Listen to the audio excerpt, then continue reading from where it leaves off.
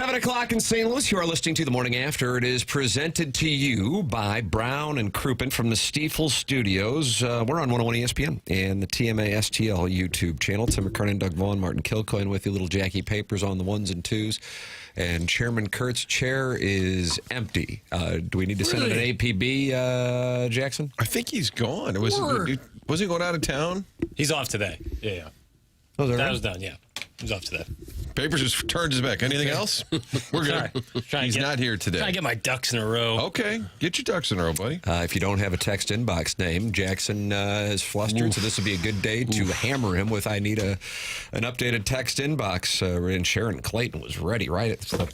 Boy, Doug, they wait for us, and right at 7 o'clock, they start sending in the text. 314-399-9646. If you don't have a text inbox name saved, say, hey, Jackson, I know you're trying to get your ducks in a row right now, but why?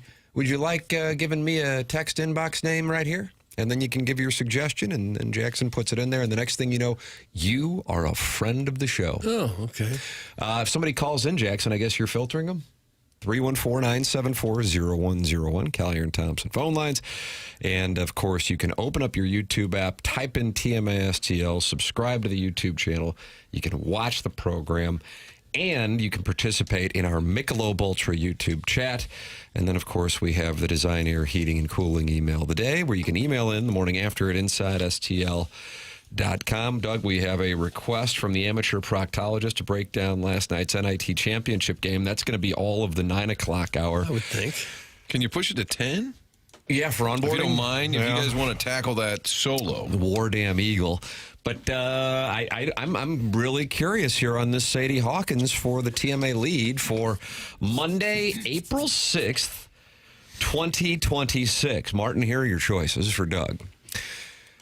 You've got the Blues just 3 points back, and if they can just get hot, they can win this baby. Win a baby. Yeah. The Cardinals beat the Tigers last night as Detroit paid, how much do you say homage? I say homage. To the 2006 Tigers with an E1 on a bunt. ILL goes down to UConn in the Final Four. City in extra time with the equalizer. And, of course, what Jackson says should be the lead. I personally I didn't know what was going on this week. The Dogwoods and the Azaleas of Augusta, Georgia are in bloom. Yeah. And look at this. Here comes Rory McIlroy sporting his green jacket for the Champions Dinner just 34 hours away. Doug cameras are welcome on Monday, Tuesday, and Wednesday. How about the other days? No. No, you'll be arrested. So with that all established, I don't know what direction you want to go with this lead. I think the lead is the thing that makes me know that I'm not going to be much good to you, and that's the happiness and yet the frustration of the St. Louis Blues being just 3 points out, yet still facing a steep uphill battle. And I think back of all those points they left on the table, the 4-0 leads they blew twice, the overtime, the shootouts that they didn't have much luck with. I think it's a shame now looking back that they couldn't just squeeze a couple more points along the way, or they'd be right there. The Blues winning last night 3-2. They won on Friday in Anaheim 6-2. And so as we take a gander at the NHL standings here, with just a handful of games remaining for the Blues, they will have a home at home. Is it home at home? And if you day off in between, do you call it that? I think so. Okay, fair enough. They sit 3 points back of a playoff spot as Robert Thomas, friend of the program, has gone on a heater spurred, I believe, by pure anger at the trade deadline, and he gets the hat trick last night in Denver. Hello again, everybody. And the Blues have got the tiebreaker on all these other teams with their 29 regulation wins. 5% money puck, Doug. Well, it's gone up quite a bit. So they got 6 to play, 5.5%. 12 more points out there. They could still wind up with 90 points. That would probably get them in. If they win the rest of them, all 6. I think that would probably get them. And it might be what it takes. Probably going to be what it takes. But that Sharks game last week, just don't give up that goal. Because even if you just get that one more point right now, maybe even 2, win that baby in overtime. But that was a killer. Then you lose to the Kings in overtime, gave them an extra point. The two teams right in front of you right now, Kings, Sharks. However, those are three teams, Doug. Blues, Kings, Sharks, all looking for the spot currently held by Nashville. The Predators. So it's a little crowded. Yeah. They'll be 5 points back after tonight. That's from the Oakville Lawnmonger in the Air Comfort Service text inbox. Well, they could be. They aren't making the playoffs. Guaranteed to be 5 back after tonight. All they're doing is screwing themselves to the draft. It's actually terrible, Doug. That's Harrison's brother master. Well, you can't tell the players, could you please go out and lose so we can get a better draft pick? And this draft pick might take your job someday. Please don't play very well. Thomas is padding his stats before he gets traded. It's actually a smart move. That's from Boozy. Doesn't sound like the audience. Wow. Padding his stats. Wouldn't you always try to pad your stats? He was waiting to do that, you think, Doug? I think I'll score some goals here to make more money. That thought just occurred to him? So in his 16 games since he returned, the beginning of March, Thomas has been out for a while. In those 16 games since he came back, 23 points. 10 goals, 13 assists. 23 points in 16 games. I think that's the most interesting story for the Blues. What happens there? There was clearly tension at the deadline. He said he wasn't approached, but the fact that they were willing to talk to other teams clearly did tick him off. Doesn't matter. End result is he's playing great. Now what? Do you look at that line, Snuggerud, Holloway, and Thomas, and say, I can't break that up if I'm going to be competitive next year and I'm going to try and win? If they thought, well, we'll still revisit the trade options this summer, does this have them changing that course of action? I mean, the number one centers are hard to find, and people text in, he's not a number one center. Okay, all right. I think that discussion is fascinating. Yeah. What do the Blues do with Thomas? I say you keep him. You make him the captain. You make him happy, and you keep him. What if he's happy and then he doesn't play well? You got to find a different way. Yeah. Then Jackson has to call him every game day at 6:30 to piss him off. Since the Olympic break, the Blues are 13-3-3. Chalice. Yeah, where's that been all year? How can they turn it on and off like that? There was a health issue that should be noted, but the start of the season was garbage. Let's see. Why is Doug taking shots at the NBA saying you can't tell the players to tank? That's from Just Don't Press Push. Yeah, it seems like a little more of that goes on in the NBA. I don't think Jackson, would you like to defend the association? Nope. Okay. No, I can't do it. I did watch Cooper Flagg yesterday. They had him on NBC. Did you see that? Holy smokes. He's got 96 or 98 points in the last 2 games. It's finally happened. Papers have been grooming us on the NBA for a while, and now Doug, being a loyal 5 Fox guy, tuned in. Yeah, Martin, he did the same thing last year, then showed up out of shape to camp for the 5th year in a row. It's from Harrison's brother Master. Gosh. Harrison's brother Master's loaded for bear He really today. is. So he wants Kyrou gone, straight to the sun. What's Thomas gone? So now that it looks like they have figured something out, that they have got it going, now you want to break it up?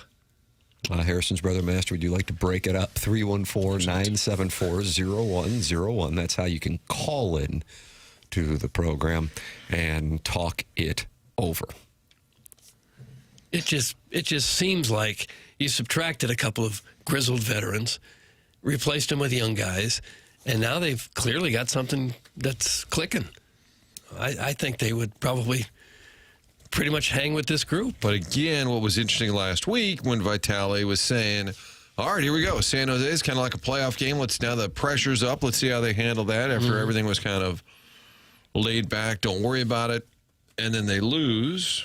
So by Friday night in Anaheim, Chris Pronger hanging out with Jon Hamm, friends of the show, just palling around at the old game. Great to have our friends of the show hanging out in SoCal. All the pressure's off, and then they blow out the Ducks. Pressure's still off. They beat Colorado. Is there something to that? Could be. So now, Doug, let's say it again. Okay, now you have to win. Okay, now the pressure's back up tomorrow night Sure at is. home against Colorado. Yeah. Treat that like a playoff game, and let's see what happens. Because the Sharks and Predators are playing tonight, Doug, you've got a situation in the Predators sit with 81, the Sharks sit with 79, the Blues sit with 78, and so you got yourself a little situation there because inevitably the NHL is going to award at least 2 points to one of those teams. And so, excuse me, the Predators and the Kings are playing tonight. Sharks are playing the Blackhawks. and only minus 170. The Tam Avenue Capital Partners are investigating that closely. Are you? And we might release a Biff-like play in which we're going to lay heavy money line odds as the Sharks will look to bounce back after their winning streak was snapped. So the point being, because these teams are playing each other or have a game in hand, that the math, even at 5.5% for the Blues, which of course would be, is that 1 in 19.75? Is that 1 in 19.75? I guess. That it is still very remote for the Blues to find themselves in the Stanley Cup playoffs, where they would play the team that they beat last night, courtesy of the Robert Thomas hat trick and Joel Hofer playing defenseman for a little bit there as he lost a blade and was hanging out outside the net for a bit with the assistance of Colorado, who just pushed him out there. But after tonight, the Blues will have a game in hand on those Preds and those Kings. A precious game in hand. Well, Harrison, dude, you need to have some activities in your life besides obsessive-compulsive blues stat disorder and that escort Sharon?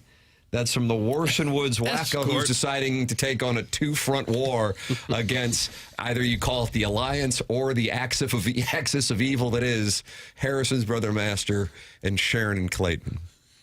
he called her an escort. I don't think that's fair. No, I don't know. I don't know if that'll lead to litigation or not. Is there a thing called obsessive-compulsive blues stat disorder? Has it been diagnosed before? Phoenix, Arizona puts the heat up on you. Yeah. I think all of us know that it's extremely remote that they still get in. For sure. But it's been fun seeing them make this push at the end. We could give them credit for that. Would have been pretty easy to lose interest a month ago, but they have done the opposite and really turned it on. They've done it 4 years in a row, Doug. It's from Harrison's brother Master, okay. and he is really... I mean, he is packing a lunch today. Well, you could just stop being a fan of the team, and if it'd make you feel better, just stop watching games, stop caring, and then you'll feel a little bit better. I'm most disappointed that Papers is so busy getting his ducks in a row that we couldn't even hear a little Ray Liotta. I'm sorry, but I felt Harrison was just begging for it. And Papers is so busy. There's so much show left that I feel like he can still earn it. What are you wrapped up in? Yeah, what's going on? Working. Okay. Is this a late arrival today? No, I was here promptly. No Kurt changes your rule. Yeah, I mean, it's a little bit, but... You want me to What does answer the he phones? do that you can't do? What does he do that I cannot do? Tim, should he repeat the question? What does he do that you had to do today that makes you have to get your ducks in a row that you're... Mostly just show notes in the podcast. Okay. And then What percentage of the audience uses the show notes, Doug? Probably half of 1%. I'll take the way over on that. Yeah, it's like if you are listening to something you want to listen to specifically, it's like, let's say you want to hear our takes on the Final Four, then like 7-2, I see that they talk about the Final Four, so I'll skip to that. Or I might do this one instead of that one. And it helps for historical purposes to go back on what we have done previously. see. You do You want so me many to keep shows. the show notes for you? Would that No, help? sir. That's Okay. not if you're going to handwrite them. Because they're illegible. Yeah. You need 3 handwriting experts to figure out who did what was being They said. come back with just serial killer. Yeah.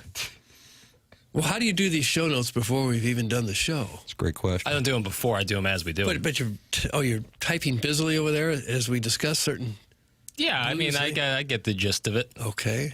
I've been doing this for a while now. Oh, have you really? Oh. Snarky. No, I just saying this isn't my first rodeo. Don't on him. Just This isn't my first rodeo. Spotify AI notes are better. It's from the Hunchback of Von Castle. It's likely a transcript, which, in all honesty, I cannot transcribe the show as we go. I'm not a stenographer. So if that's how you do it, God bless, because you can search in those, and that's actually really helpful for me, too. So you're not going to catch me being offended by that. That's really quite an art to have, a stenography. Unbelievable. How they sit there and just with symbols and everything, they can write out everything. They still do it that way? They can't possibly still be doing that way. Are they in court? I don't get to the court of law as often as I'd like. you'd like? No. You know. Nice. But I imagine, yeah, for legal purposes, you kind of have to. Why wouldn't you just record it? It would make more sense. I bet they do that now. Should we dedicate the show to all the stenographers out there Yeah. just Yeah, that's working, a bad idea. working their Call in, ass Big off? Steno. Yeah, stenographers call in 314-974-0101. You can also text in at 314-399-9646. And then you can join the Michelob Ultra YouTube chat where 179 friends are already in there this morning and talking it over. That's the Devil's Crotch, Scorsese, Not Maine, and the overbearing sports dad, who I believe is in a war with Carlos Spicy Wiener. But it's really tough to track all of these TMA wars that are raging on the battlefront. You can also email in for our Design Air Heating and Cooling email today, the morning after at InsideSTL.com. Design Air, the longest running sponsor on TMA. And it is indeed Masters Week, which is the sign that the weather will warm up, although it's already been pretty warm around here for the last few weeks. Design Air's online at designairservice.com to get your air conditioning tuned up. The sponsor of the email of the day, Martin's a client, Doug's a client, I'm a client, and I just had him over to the house last month. The Morning After at InsideSTL.com. The Morning After at InsideSTL.com is how you can email in for our Design Air Heating and Cooling email of the day. It's 7:16 in St. Louis. Time check brought to you by Clarkson Jewelers, officially licensed Rolex jeweler. This is the Morning After, presented by Brown and Crouppen on 101 ESPN from the Stiefel Studios. Healthcare Evolution, 7 o'clock hour.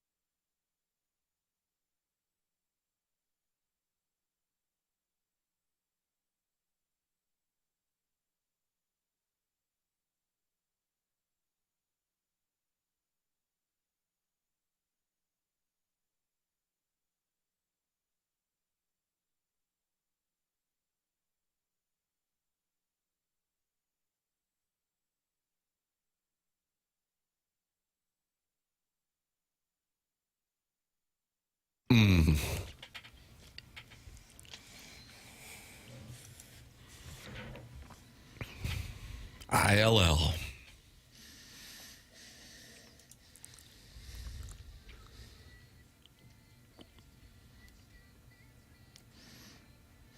Dustin May.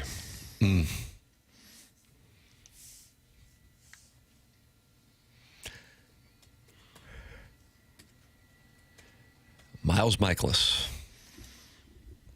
DFA, Doug. You know, Who could have seen that coming? well, he had a nice run. We had a run, I guess. He had one fantastic year with the Cardinals. Is that 2018? Yeah, 18-4, All-Star. Got the game one start of the memorable NLCS with the Nationals. But it was supposed to be a best of 7, but baseball saw what was going on and said, you guys can just wrap it up after these 3. Shut her down.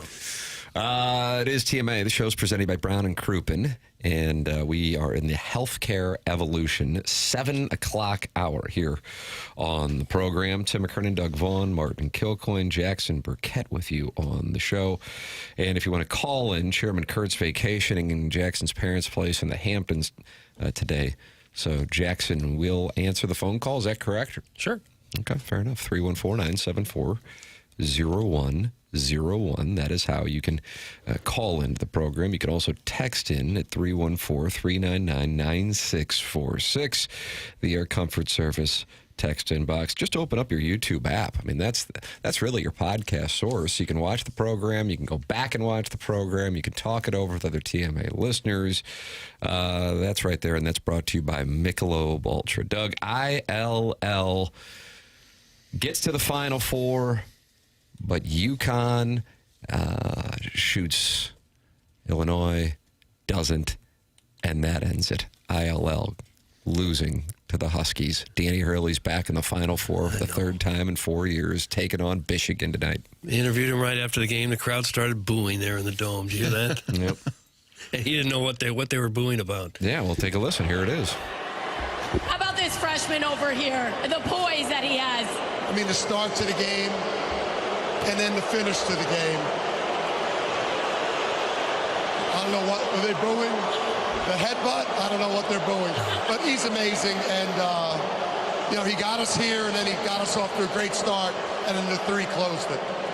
And they were just booing Was him. it just Illinois fans or just college basketball fans? that can't Michigan and Arizona getting ready, their fans for get the next off the game? court? Well, little did they Having know. a heel is a great thing.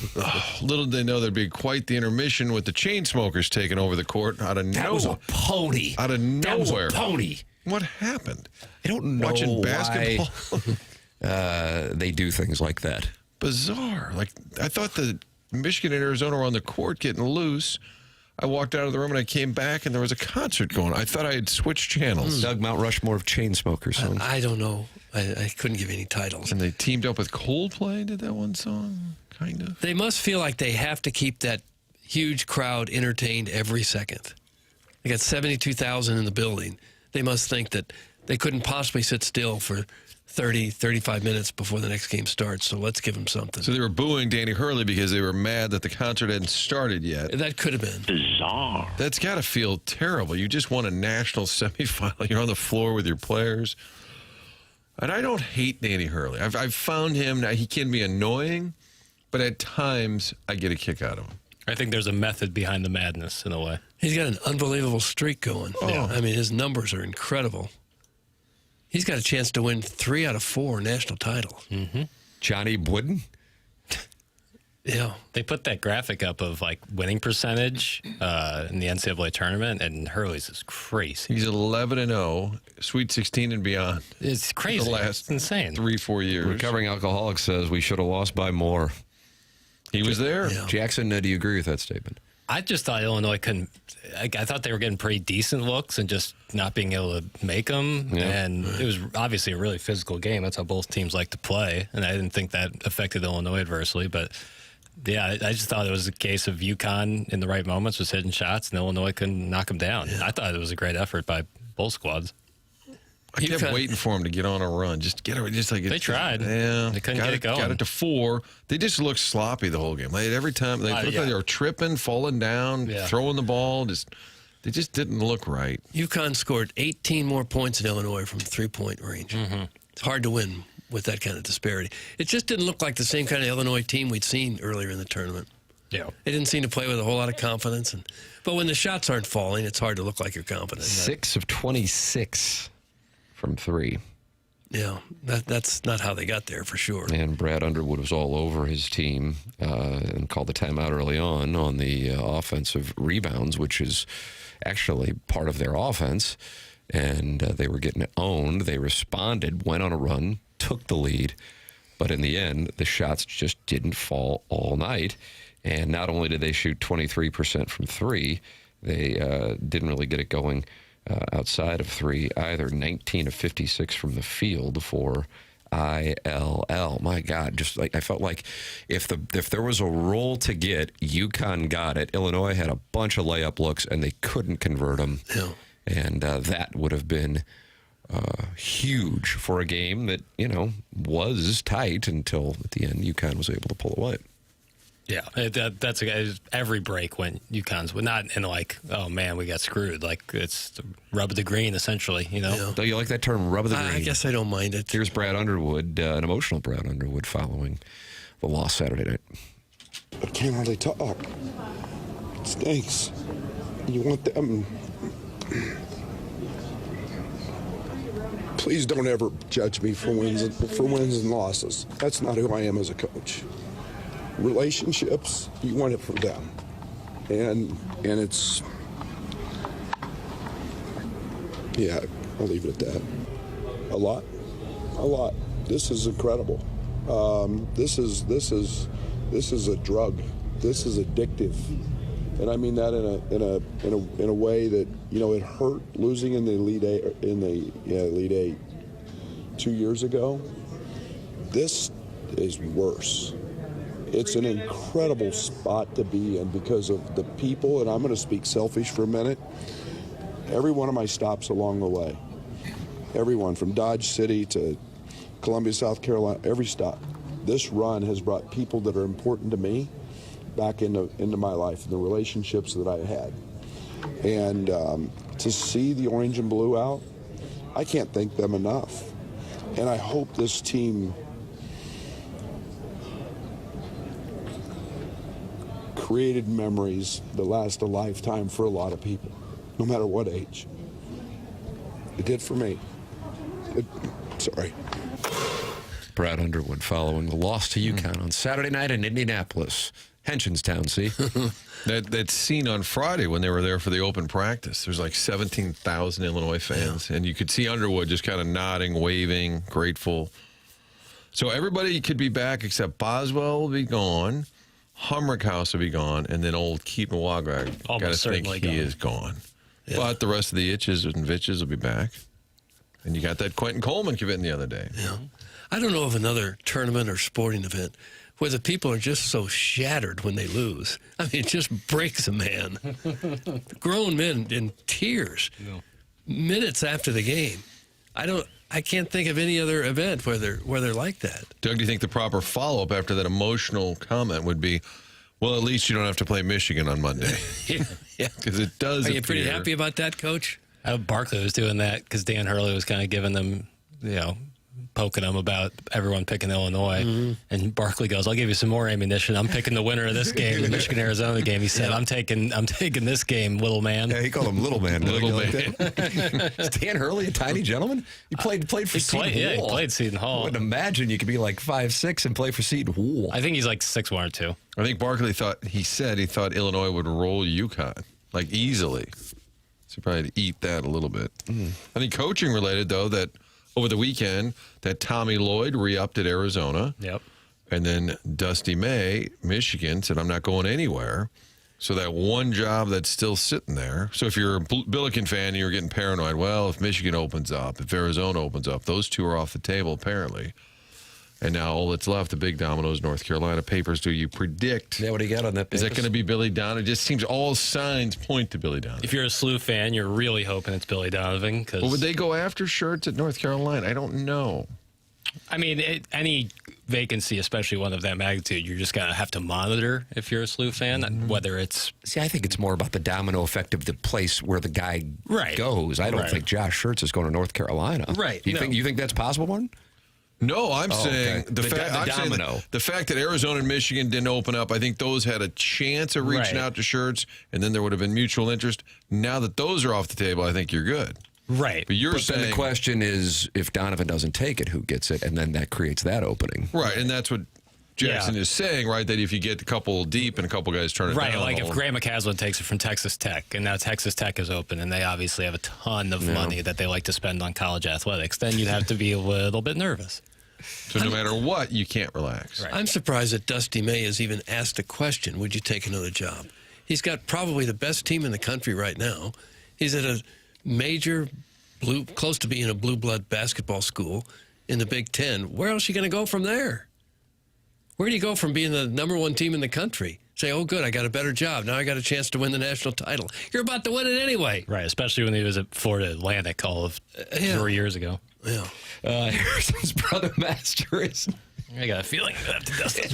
He's mad about Of this. course, Martin brings up SLU. Hey, Martin, shirts ain't going anywhere. He beats Duquesne every week. Okay. He's not UNC material. Leave us alone. You want Bucko? You want some? Huh? See, that's why you wait for it, Martin. Well, I don't mind for the Duquesne take. Yeah, just I don't mind you playing it a couple of times. I don't think you need to save it.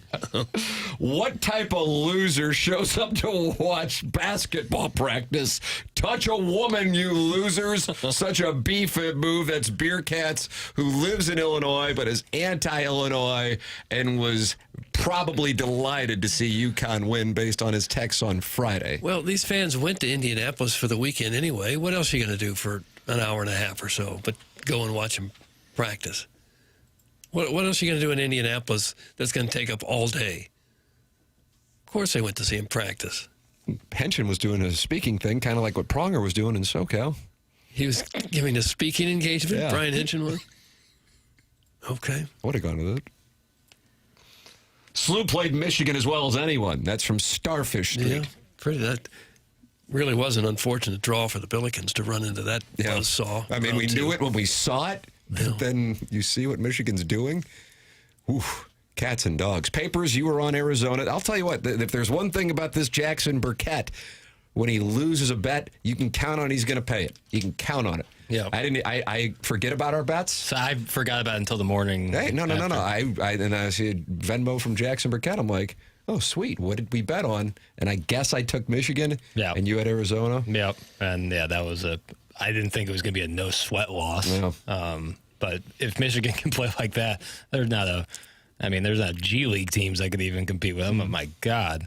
I mean, Jackson Lundenberg barely played, and they looked just steamrolled a team that has been maybe the most consistent in college basketball all year outside of themselves. Unbelievable. They haven't had a close game in the tournament yet. That performance was threatened them. crazy. What they did there, the start of that second half, I was like, all right, this is Arizona's opportunity. Get it under 10, and then we'll have a real ball game. And instead, Michigan went out and shot the lights out. Cats and dogs. Cats and dogs. Unreal. And Mara looked like a huge factor. Oh, yeah, He's about 9 feet tall. Yeah, Blocks every other shot that goes up there. But nimble as hell. Yeah. It doesn't, like, if he catches the ball, it's not like an automatic turnover, which is a lot of the case with those Giants. And it can move up and down the floor easily. He doesn't come out, every 5 seconds because he's tired. They're loaded. How about this? Marsh's collage program went to Storrs, Connecticut. Is that accurate? Marsh's collage program says, as a Husky alum, we're going to get 3 of 4. Time for a dynasty just like your radio hosting. That's Marsh's collage program. Who knew we had UConn grads in the audience, Doug? They went to Storrs, Connecticut, which apparently is the Starkville of the Northeast. So I guess that means that Marsh's collage program likes UConn getting 7.5 tonight, Papers. 7.5 for the Huskies. What would you do with that? Danny Hurley going to lose by more than 7.5? I don't see how you could bet against Michigan at this very moment.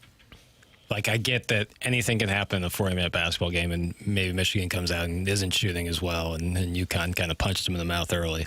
I just don't, I don't see how I could, put money down and say, yep, I think UConn can cover that number. If UConn played Michigan 10 times, Michigan win. That's the new popular phrase. 9, okay. Probably, yeah. I feel like if Illinois and UConn played 10 times, probably split them. 6 and 4 maybe, yeah.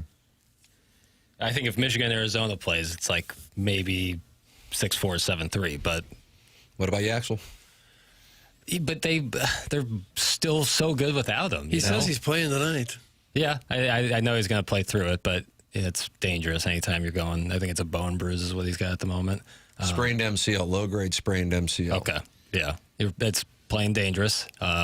Solo ball also planning on playing tonight, I believe, for UConn, so that'll be an interesting thing to monitor. But Michigan, like just with Morez Johnson Jr. and Eddie Mara, how are you going to stop that? You know, Terrace Reed might get in foul trouble. Who knows? St. Louis's own Terrace Reed going for a national title. So Chaminade until his junior year and then Link Academy, right? I believe that's correct. And he went to Michigan his first 2 years. Now he's Chaminade's a factory. It really is.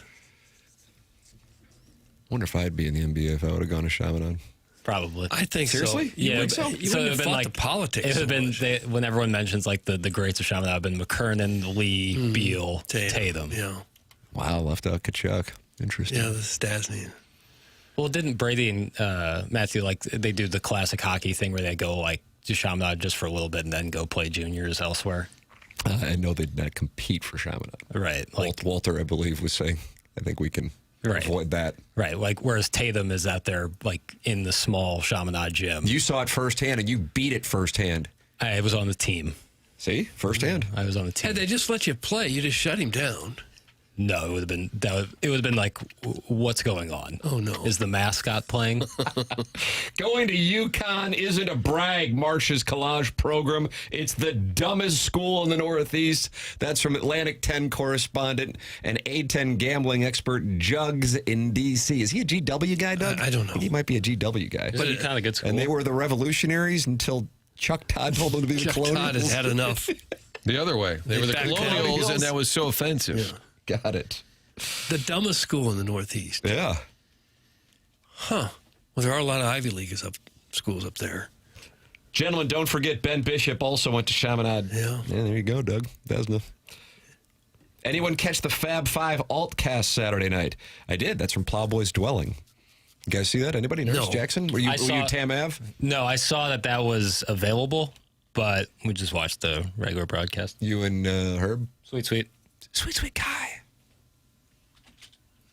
What makes this guy so sweet? He used to be sour and then he sweetened. How so? What do you do? He's just a nice guy. Okay. But he's double sweet. He's not just sweet. He earned guy. the nickname. It's too long a story. If you like UConn on the money line, you're going to get 2.5 to 1 on your money. They're plus 250. If you like Michigan on the money line, you're going to have to lay $310 to win 100. And the spread is 7.5. Your total is 144.5 papers.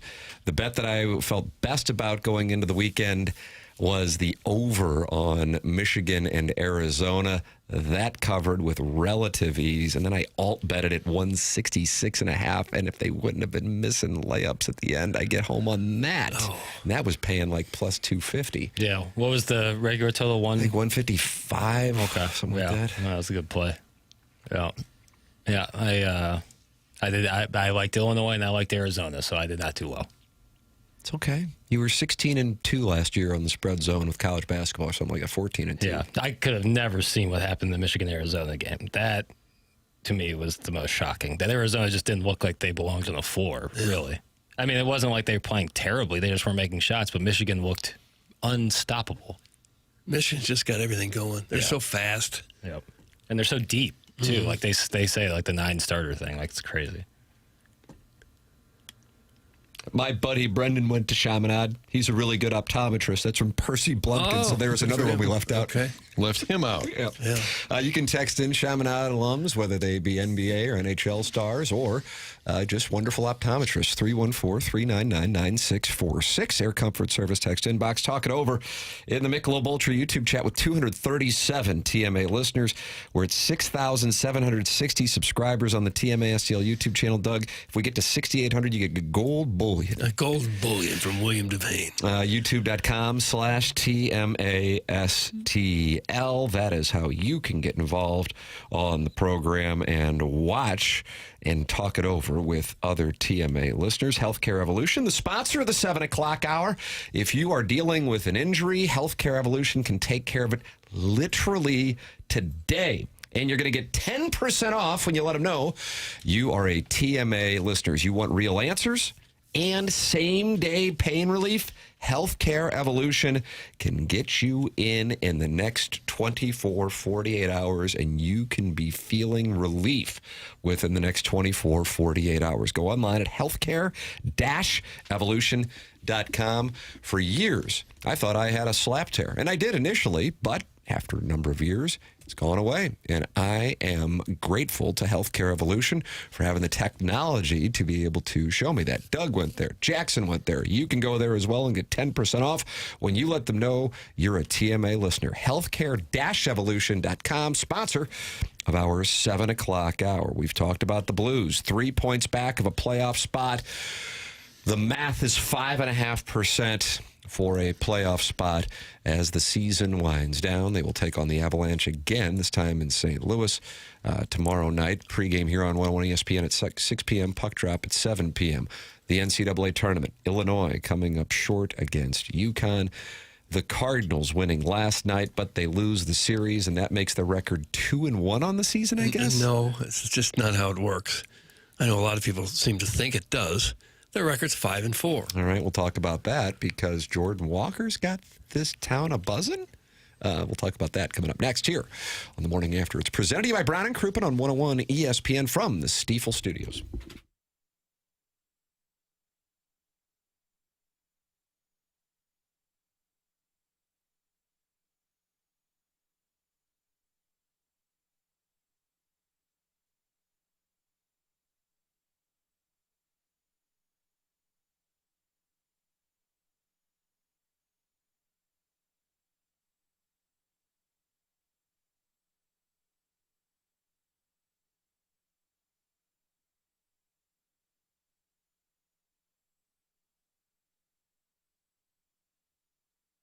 Michael's Flooring's family and locally owned, now going back more than 3 decades. Michael takes pride in helping and making sure his employees are happy and making a great living because that then translates to the customers. Just go online at igotfloored.com. That's Michael's Flooring's website. They are located in Creve Coeur. They are located in Dardenne Prairie, and they are located in St. Peter's. They have grown throughout the last 3+ decades because employees love working for Michael. They feel like family. He makes sure they're taken care of, and this then rubs off to the families that are buying the product as they know they have the best interests of the buyers at heart. Just come in and talk to them. You're going to see a difference. They want to make sure they suggest the best thing for you and not just pushing what corporate's telling them they have too much of. You can get free samples by going to igotfloored.com. Those samples come from Proximity Mills. It's Michael's Flooring online at igotfloored.com in Creve Coeur, Dardenne Prairie, and St. Peter's. Michael's Flooring online at igotfloored.com.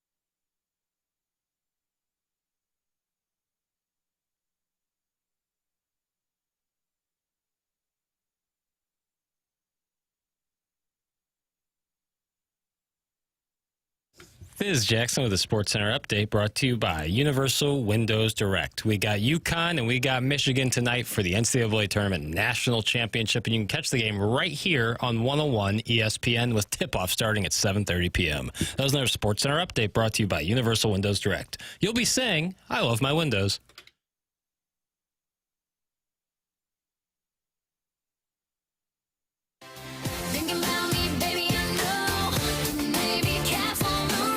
This is an earworm. Pick up even more momentum over the weekend. I think so. Did it really? No, but with the news from Jeff Jones last night, blue fan caps are just in shambles. Blue fan caps. Blue fan caps. And what was this? Are they going to Blue wear Caps red fan? in That's what Washington? I thought I said. Maybe I didn't. What's that?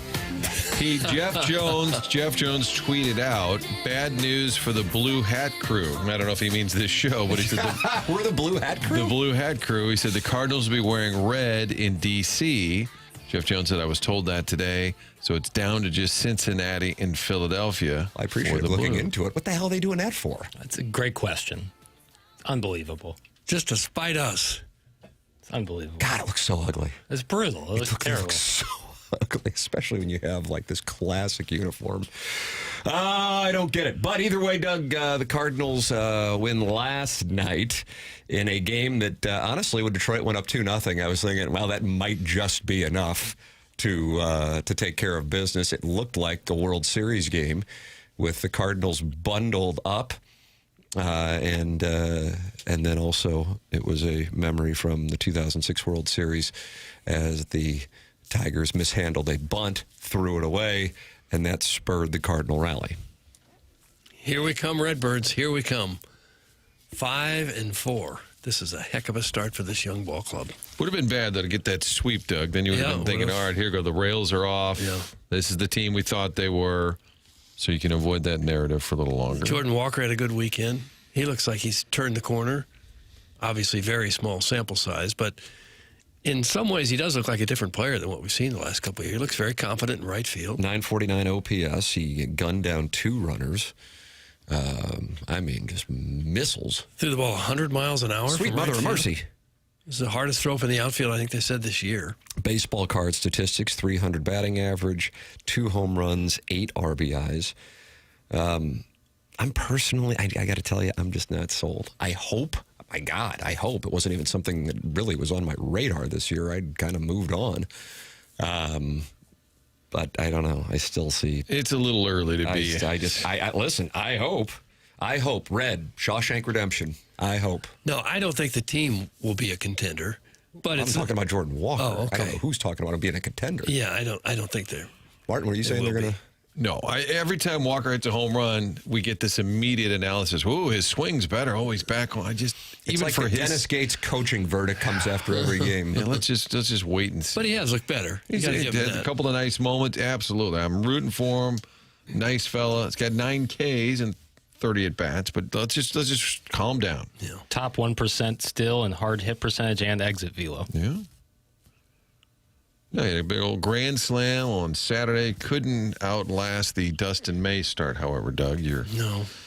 one expensive piece has been bad for 2 starts. He is responsible for damn near a third of the payroll, and he's also responsible for damn near a third of the runs that the team has given up so far this season.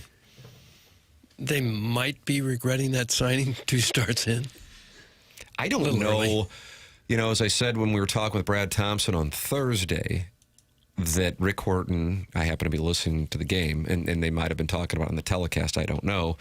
Well, Brad said he used the cough button to say to Chip Carey that he thought he was tipping his pitches. So both analysts thought that he was tipping his pitches. That was in his start against the Rays.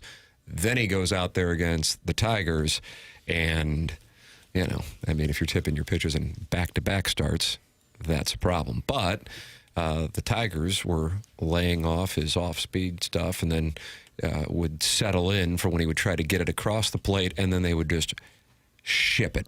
And he got hit and hit hard, brother. Whew, cats and dogs. And then McGreevy's got an issue with his velocity, and he was very transparent about it afterwards. He said, hey, listen, it's a concern.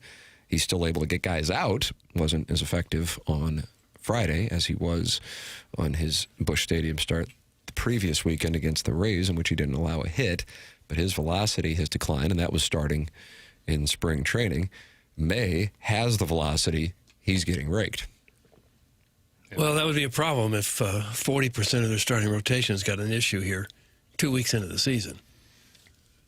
Dustin May, 7 1/3 in those 2 starts. Now he's given up 17 hits in 7 1/3 And he innings. looked great in the spring. 13 runs. I mean, he was really pretty dominant through most of his spring training work. But now you roll into D.C., Doug. You can win another series. You can do this. Bad start to the series when announced that they're wearing red hats. Couldn't agree more with that take. Yeah. And that Miles Michaelis won't be getting the ball. Yeah, that really. Kind of counting on that. He was DFA'd by the Nationals over the weekend, Doug. Both of his starts didn't go great against the Cubs and the Dodgers. Yeah, historically bad, actually. What if his post-game interview is like, well, man, I was kind of hoping they'd DFA me in Miami because it's close to home, then I could just drive on up 95.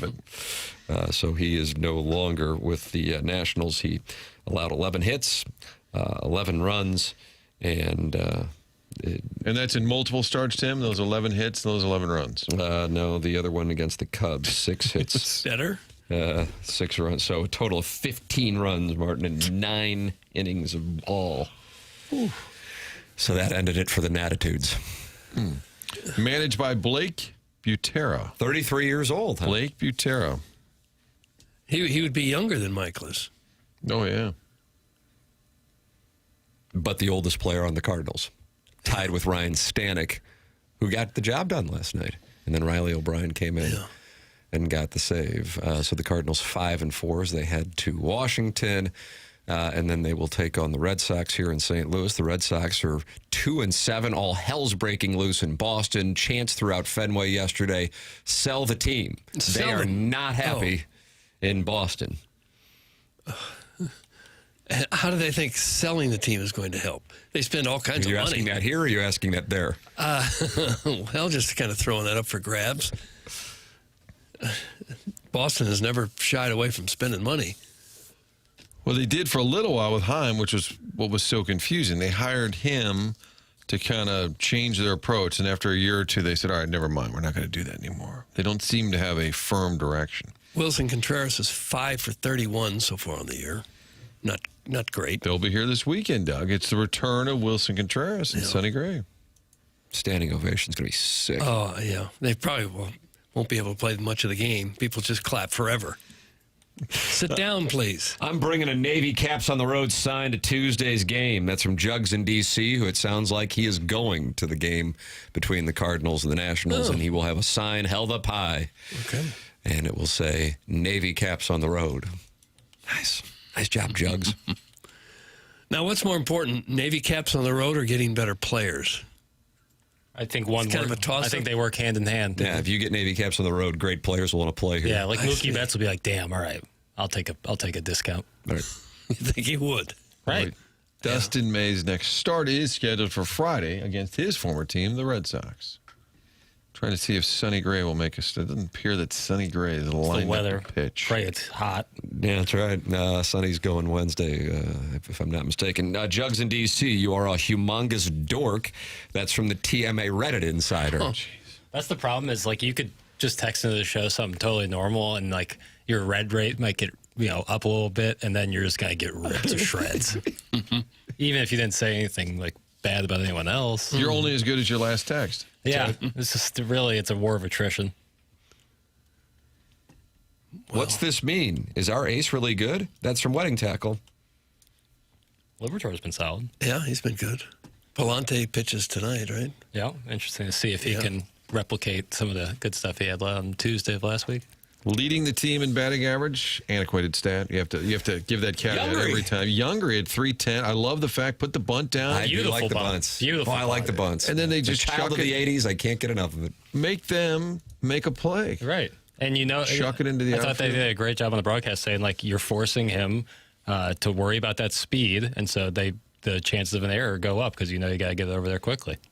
One of the fastest players in the league. Yeah. I don't know why you wouldn't bunt even I more. liked the NBC broadcast. Can I say that? I thought it was good.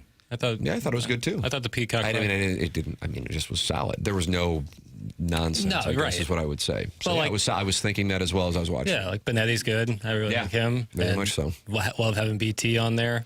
I thought their use of like their on-field analyst, Dexter Fowler, enjoyed that. He was whispering because he was up in the press box. So he was just whispering because it was so cold. He wanted to be in the press box. So is that their model that they'll do? Benetti's the play-by-play guy, and then whoever's teams are involved will have their analysts sit in. I think it's a good plan. Yeah, they're there anyway. Well, I couldn't get Peacock again. I tried. Oh, no. I've got one TV in the living room. Peacock, there it is. Hit it, pops right up. That's how it happens. That's how I watch Yellowstone. Then I went to the family room with the bigger screen TV last night. I said, I'll watch the Cardinals. Peacock, you don't have it. What do you mean I don't have it? Well, just enter your credentials, bro. I did. It didn't take it. Nope. It said nope. Did you call Jackson? At that point, I said, I'm not fighting this. I don't want it that bad. If you're gonna make it hard, I won't watch. Works fine on one TV. Other one, nope. Hey, Doug, everybody's tired of you bitching about your job. Yeah, bitching about the TV situation. If we would have brought up Velasquez, we'd be undefeated. Well, I don't know. Just for the record, Velasquez, Doug, is last in Memphis in hitting. So far, he is 1 for 21 on the season with a batting average of .048. I wonder if he was just heartbroken that he didn't make the team and went into a funk. It would be perfect if he 9 times. Dominated in spring, didn't make the team, and then now they call him up and say, we think he's ready. Yeah. It's 1 for 21. I'll tell you what, who's on a heater is Blaze Jordan and Jimmy Crooks. Blaze Jordan had another big day yesterday, 12 for 25 on the season with 3 home runs and a 1,456 OPS. Jimmy Crooks is 8 of 20 and 1,438 OPS in Memphis. That's pretty He's a outrageous catcher, numbers. Papers. You got a spot for him? Yeah, catcher. Oh, I have plenty of spots. Yeah, absolutely. And Blaze Jordan Wonder if he could has catch. the catching build. Yeah, he does. So he could catch. Yeah, absolutely. Let's buck the trend of these like really incredibly in shape players and just start putting out guys who hit. We don't care about their body. We're going to be the money ball of modern day, where it's just like, I don't care what you look like. If you can hit, I don't care how good you are at defense. We'll put you anywhere. Right. We'll leave a spot open. We'll have 2 designated hitters, and we'll have 2 outfielders. Nathan Church is now hitting 115 as an outfielder. Would it make some sense to put Burleson in left and give Jordan a shot at first base? Blaze Jordan, you mean? Yeah. Call him up. I could see it. You really think they would do that? Not this early. Not this early. Yeah, I don't think that they would do that this early. I'd be surprised. Yeah, give it another Thinking couple early weeks. June, maybe. But, man, I'm telling you, that lineup on Friday, I know it's 3 days old, but that was We kind of called it. that was stunning. Stunning what was out there. Not stunning that they got shut out. I mean, And our guy Urias was in the cleanup spot for the first time in his career. It was a nice, tidy little home win for the Tigers in their home opener with that Cardinal lineup. They did put Walker in a cleanup, was it yesterday? Yeah. Again, I would put Herrera cleanup. here is Ali Marmol. I'm sorry, go ahead. No, I know they like him hitting 2. Herrera, the big hit last night. I just think he's your cleanup hitter. Ali Marmol talked about Jordan Walker as cleanup. Here is the sound from the Cardinal manager. He's putting in a lot of work, and he's playing with a lot more confidence, not only defensively, but that's a big swing for him today. To come in that situation, they go to the righty, and for him to do that was awesome. So really good swing through the middle of the field, and when he stays in the air that way, man, it's fun to watch. So he's feeling good about it right now. We need to continue that. Might have been Ali. I think that's Saturday, like after the big. I didn't get there was. I didn't. You're fine, There Matt. was I'm nothing available from yesterday. So I'm just saying that was. I think they called it after the rain, and then I think Chip Carey interviewed Ali in the dugout. They're talking about the grand slam and the start that Walker's had. Papers, are you interested in the fact that Leo Bernal is hitting 360 Now in we're Memphis? talking. Yeah. He is also catcher. a catcher. Oh, yes. Catchers everywhere, Doug. As many as we can get. Put him in. They ruined Pozo by keeping him on the shelf too long. So he's done. He's hitting 0. Yeah, he's over. He went 0 for 5. But Now, you run think him out there. that Saturday game where the Cardinals are losing 11-6, and they have to stop the game and what, the bottom of the 8th? Yeah. Do you think they go to the Cardinals and say, will you just give up, please? I wonder what kind of conversations go on behind the scenes there. Yeah. How long you want to wait this out? The forecast is not good. You're losing by 5. You only got one more at bat. Are we going to sit here 2 hours, or do you want to just call it now? Had the game been flipped, had been a Saturday night game, Sunday day game, maybe something, but because they knew they had all day the next day, maybe. For the record, we're being asked to remind people on the lineup on Friday. It was Wynn, Herrera, Burleson, Ramon Urias Martin, your cleanup hitter for the first time ever in his career. He's 31. Jordan Walker, Pozo, Sajasi, Fermin, Victor Scott. Framber Valdez was able to negotiate that lineup, and he pitched 6 innings and allowed 3 hits, struck out 5 in 91 pitches. And then the Tigers' bullpen came in and gave up 2 hits and no runs as they shut out the Cardinals 4-0. They slammed the door on us is what they did. And that was following a day off. I just don't. I mean, listen, there isn't a lot of depth on the offensive side of things anyway, but wow. Urias at cleanup. Wow. Cats and dogs. Cats and dogs. Fermin, Urias, Sajasi, I think it was a total of 4 non-starters in the same lineup. I know they're trying to get the right-handed bats in there, but sometimes I think you're better off just with a lefty taking on a lefty than throwing out a right-handed bat that really isn't going to do much. They scored 5 runs last night on 6 singles. That's pretty productive for not having an extra base hit. It does feel like the lineup, especially that second half, it's going to be a little lean. Stupid lineup. Some Starfish Street. Yeah. I don't think you can take Weather, Holt, and Gorman out in the same game. Mason Wynn has been dealing with issues with his hip and didn't play either of the last 2 games. Came out on Friday. So we'll see if he is back in there tonight against Washington. I really would like to know, and it's not just the Cardinals. I've looked into this, Jackson, on why teams don't put up sound on YouTube.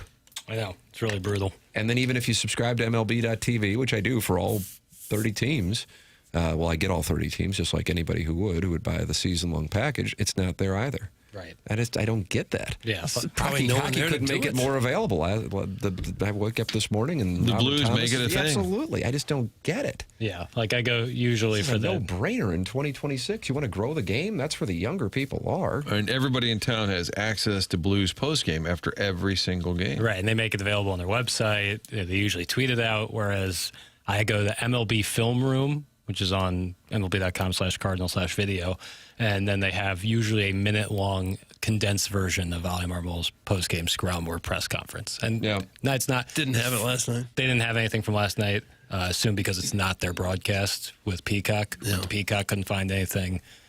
It's not great. And yeah, I'm sure that's a niche section of the fan base that wants to get that stuff, but why would you not want to serve them at a time where you need that fan base more than ever? Mm-hmm. But the Blues shoot it themselves. It's not, it doesn't matter who's doing the game. Last night was not a FanDuel game. It was on ESPN, and the Blues still have their own videographer that gets it's frustrating. The sound every time. They've made it a thing.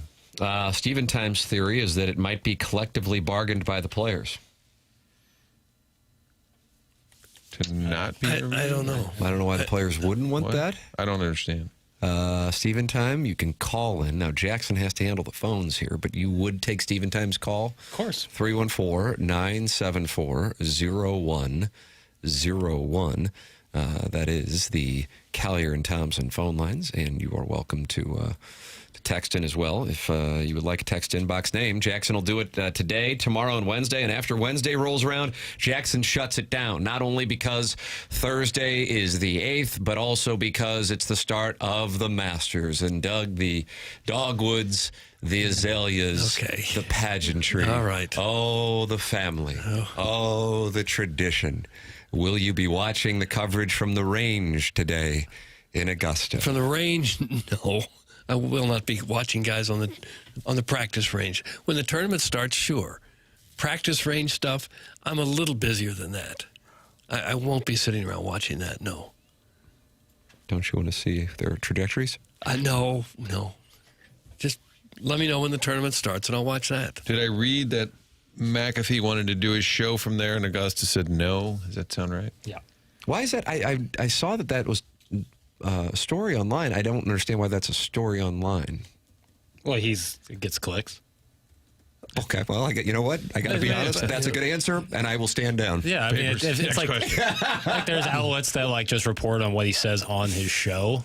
So he says something on a show, they put it up on the article, and then you take it out of the context of the show. I saw him saying it. It wasn't like he was upset. He was making the point that it's impossible to get on the grounds there, and they sure as hell aren't, at least as of right now, going to let any show do a show from there. Why don't we announce that we're not welcome there? Yeah, nice. Make it into a thing. Because you know that we're not. What? We're not welcome. We're making it official, Doug. Okay. Why don't we put in next to your papers? Let's put in, you, Mike Ryder, nice little letter from Hubbard Radio, the mothership, and then just send it over and say, the boys would love to do this show from Augusta. Mr. Lick says he will take Bryson against the field. That doesn't seem like a very good bet. Wow. He's taking Bryson. Distance does really help at Augusta. How about that take? But against the entire field? I wouldn't personally take that. I would be on the field on that one. Yeah. All right. What are you going to wager with Mr. Licks? I'm good. Mr. Licks is so wealthy. I'm good. I mean, would you take the field in that situation, Tim? Yes. Yeah. You have to. Now, Michigan was part of the... Take the field on Scotty Scheffler. Right. For the record, Bryson is the fourth shortest odds. He and Rory McIlroy tied, I guess, for third, both at plus 1,200. Rahm plus 850. Scotty Scheffler plus 500. But the NCAA bracket, our field versus was Michigan, Arizona, Duke. It's coming down to it. It looks like that's going to probably come through. Yeah. Mr. Lick says give him plus 1,000. Plus 1,000? Mm-hmm. So he gets... No, I don't want He's even taking shorter odds. It's plus 1,200, and he's giving you a break. Yeah, it's a 16% reduction from Licks. But he said it like with his whole chest, where it's like, no, we'll take it straight up. His whole chest? Yeah, he said it with confidence. And now he seems to be changing up, moving the goalposts even. But I'm not betting him. Bad vibe bet. Doug, Pat McAfee rips St. Louis Cardinals and Blues Friday night at SmackDown. Get the audio. That's from Mr. Banger. What did he say? Jackson, you were there. What the hell should I know? Whoa. He was here? Was he? I don't know. He was here. The event was here? I'll break the kayfabe. Is that what it is? Kayfabe? What? I don't watch wrestling. I never would watch wrestling. No. I don't care if McAfee in wrestling was doing it in my living room. I wouldn't watch it. But it looks like the WWE SmackDown, this just in, Doug, took place at the Enterprise Center on Friday. And we got poor-mouthed? Oh, I don't like that. We have been trolling, potentially. Huh. It's wrestling. None of it. What are we talking about? First, the guy with the Mets comes in and disparages our city. He and now ripped Matt Chapman a new one yesterday, too. Gary Cohen was all over Matt Chapman. Matt Chapman? Was he Matt Chapman? I said it was a no good, very bad week for Matt Chapman after he got gunned down or something. Gary Cohen went right after him. I meant to cut that. Yeah. But I'm inept. Clip that up. Chris Kerber is going to join us. We started the program with the Blues 3 points back of a playoff spot, 5.5% to make the playoffs per Money Puck, Doug. Here we go. Colorado in town tomorrow night, and the Blues are still alive for a playoff spot as they sit lingering in the Western Conference with a wide variety of teams. At this point, it looks like Utah's going no matter what. And so there are 5 teams fighting for that one playoff spot, and that is the Predators, Kings, Sharks, Jets, and the Blues. Chris Kerber will give us his perspective on the Blues winning on Friday night and last night in Denver. Robert Thomas with the hat trick. Chris Kerber joins us next here for his traditional 8:15 appearance on Mondays on the Morning After. This is 101 ESPN and the TMA STL YouTube channel.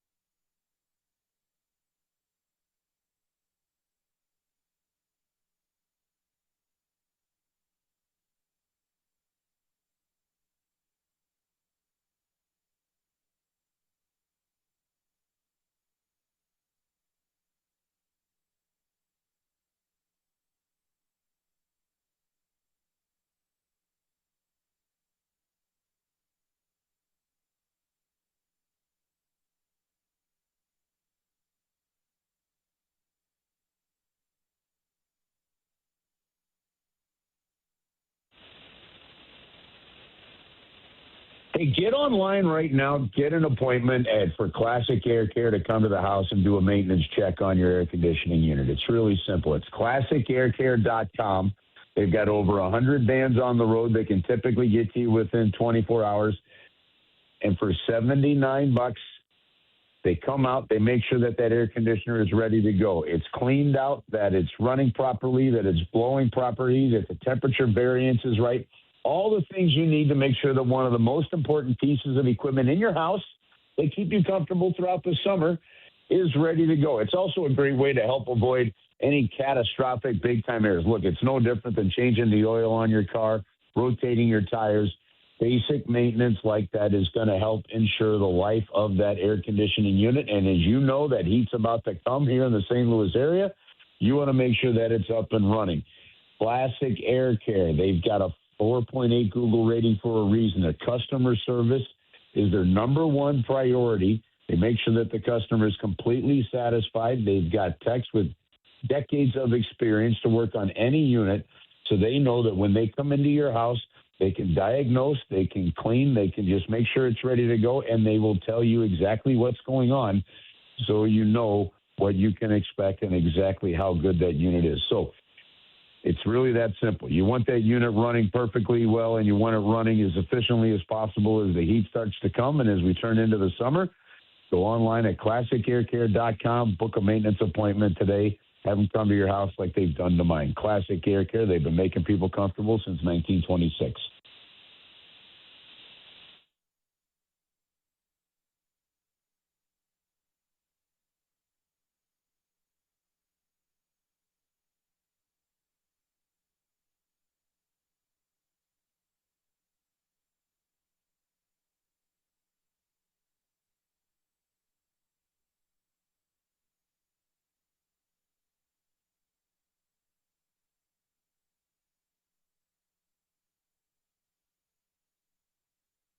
It's the Morning After 101 ESPN, and joining us now on the Callier and Thompson phone lines, as he does in the 8 o'clock hour every Monday here on the program, Chris Kerber with us on the TMA Callier and Thompson phone lines. Morning, Kerbs. Morning, Tim. How are you? Wonderful, sir. How about Robert Thomas over the weekend? Sweet mother of mercy, Doug. Sweet mother of mercy. Robert Thomas with a hat trick. Blues beating the division-leading Ducks and Avs to remain in the playoff race as Robert Thomas leads the way offensively. Yeah, finally got that elusive hat trick. He's had, I think, 10, 11 attempts at it, but finally it came, and what, not just him, what a night for that line. I mean, that toe drag by Jimmy Snuggerud, then they had to respect the shot, and he then just slides it right over to a wide-open Robert Thomas. That line has been fantastic since being put together coming out of the break, and they won the game for the Blues last night. They were just fantastic. In the big picture, what do you think it was that got this team turned around in such a dramatic way to be 13-3-3 in their last, since the Olympics? I think two things. I think first and foremost, the goaltending. The goaltending has just been outstanding, and Joe Hofer had to be good again last night too, Doug. I mean, Colorado came out and kind of like they did back in December. They peppered the Blues a little bit early, and he had a couple of great saves, one on Natchez, two on McKernan, and that allowed it. Then eventually they got a bounce as well. Colorado looked like they had scored, but they were offside. And then, and then the Blues were able to get on the board, and then the game was underway. So goaltending first and foremost on this turnaround, and then honestly the line we were just talking about. I think 5-on-5. They made that Nathan McKernan line. Nathan McKernan is plus 54 on the season coming into that game. They turned those guys into a -3 last night. I mean, that was impressive. So the production of that line and then the goaltending really are the two biggest things. I think the consensus at the trade deadline is that Armstrong, Steen, they were looking to kind of shake it up, move not just a couple of veterans like Falk and Shen, but maybe go beyond that. Do you think this run post-Olympic break, do you think this changes sort of their view of the roster at all? Well, I got to think that it has to a little bit. And, maybe in this sense, the two guys that obviously had their name out there a lot from a rumor standpoint, at that time, obviously, were Colton Parayko and Robert Thomas. Well, number one, look at what Colton Parayko is doing with Theo Lindstein. Lindstein's played 13 games and has just looked absolutely fantastic, and Parayko is a massive reason for that. They've got his locker, Lindstein's locker, right next to Colton's in the locker room as well. So there's some mentorship going on there, not all that different than what we saw from Braden Shen with Jake Neighbors, for example. So I think that's important.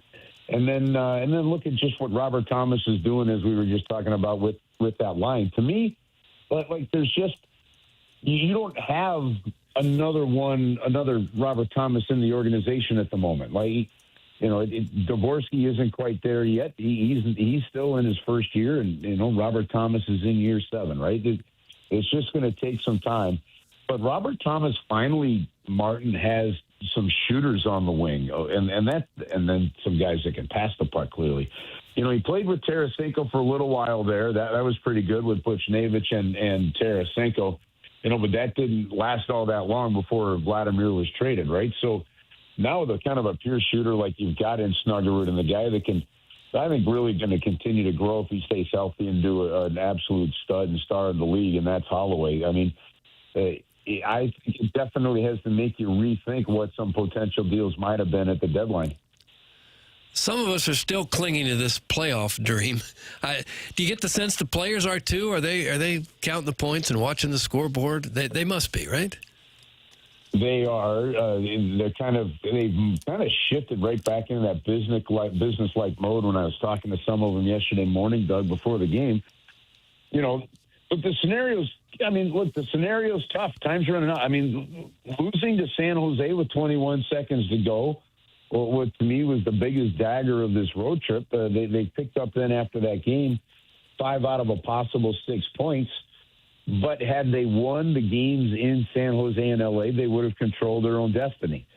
Now, they needed a massive win over Colorado, and you're going to have to beat them 2 in a row, to pull this off. Because here's what's happening. You're 3 points out when you look at the standings this morning, but tonight Los Angeles and Nashville play in Los Angeles.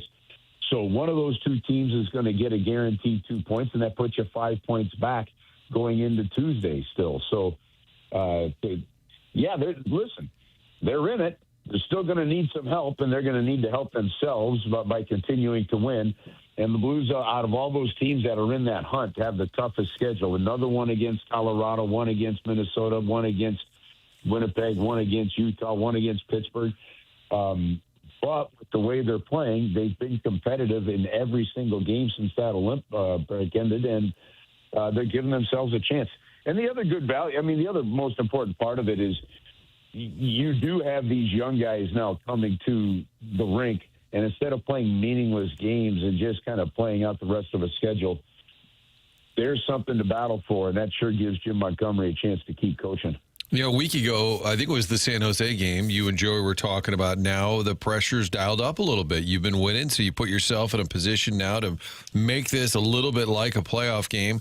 So maybe in a small way, it's like that again on Tuesday with Colorado. So I don't know that's a fair barometer, but I feel like once again, okay, let's see how they do now with the intensity turned up just a little bit. And I think that's a really important piece, is something that Alex Steen is evaluating right now, Martin, because, and again, it helps him with his evaluations. Like, Alex is watching everything and practices closely, stuff from body languages to how the guys are working, still, trying to get better, game in, game out, practice in, practice out. But if you go back to the trade deadline, the pressure was kind of off, right? Okay, you play a little loose. It looks like you're out of it.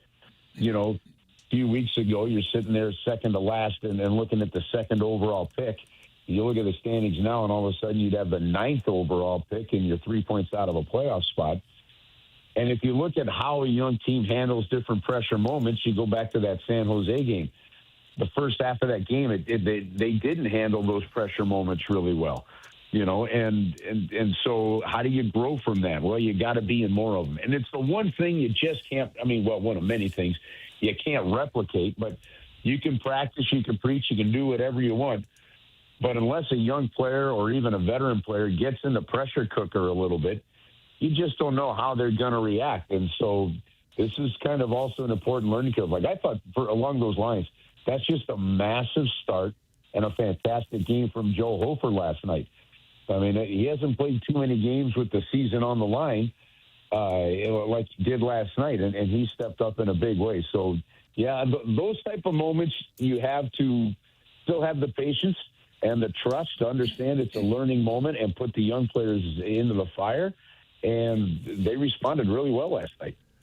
I was impressed last night to see that Brent Burns of Colorado was playing in his 1,001st straight game as a defenseman, with as physical as the game is and blocking shots and getting hit. He hadn't missed a game since 2014. That's really incredible, isn't it? Yeah, it is. And you know what? So you look at a few things. There are only two players in the history of the league have now done it. It was Phil Kessel that had done it before. He's played 63 more games now, Kessel has, than Burns. So Burns would have to play again next year to actually set the new mark. You know, that was at one point held until 1988 or 1989 by Gary Younger at 913. But this guy is playing in his 22nd season. He could still get the shot through towards the net just as well as any defenseman in the league.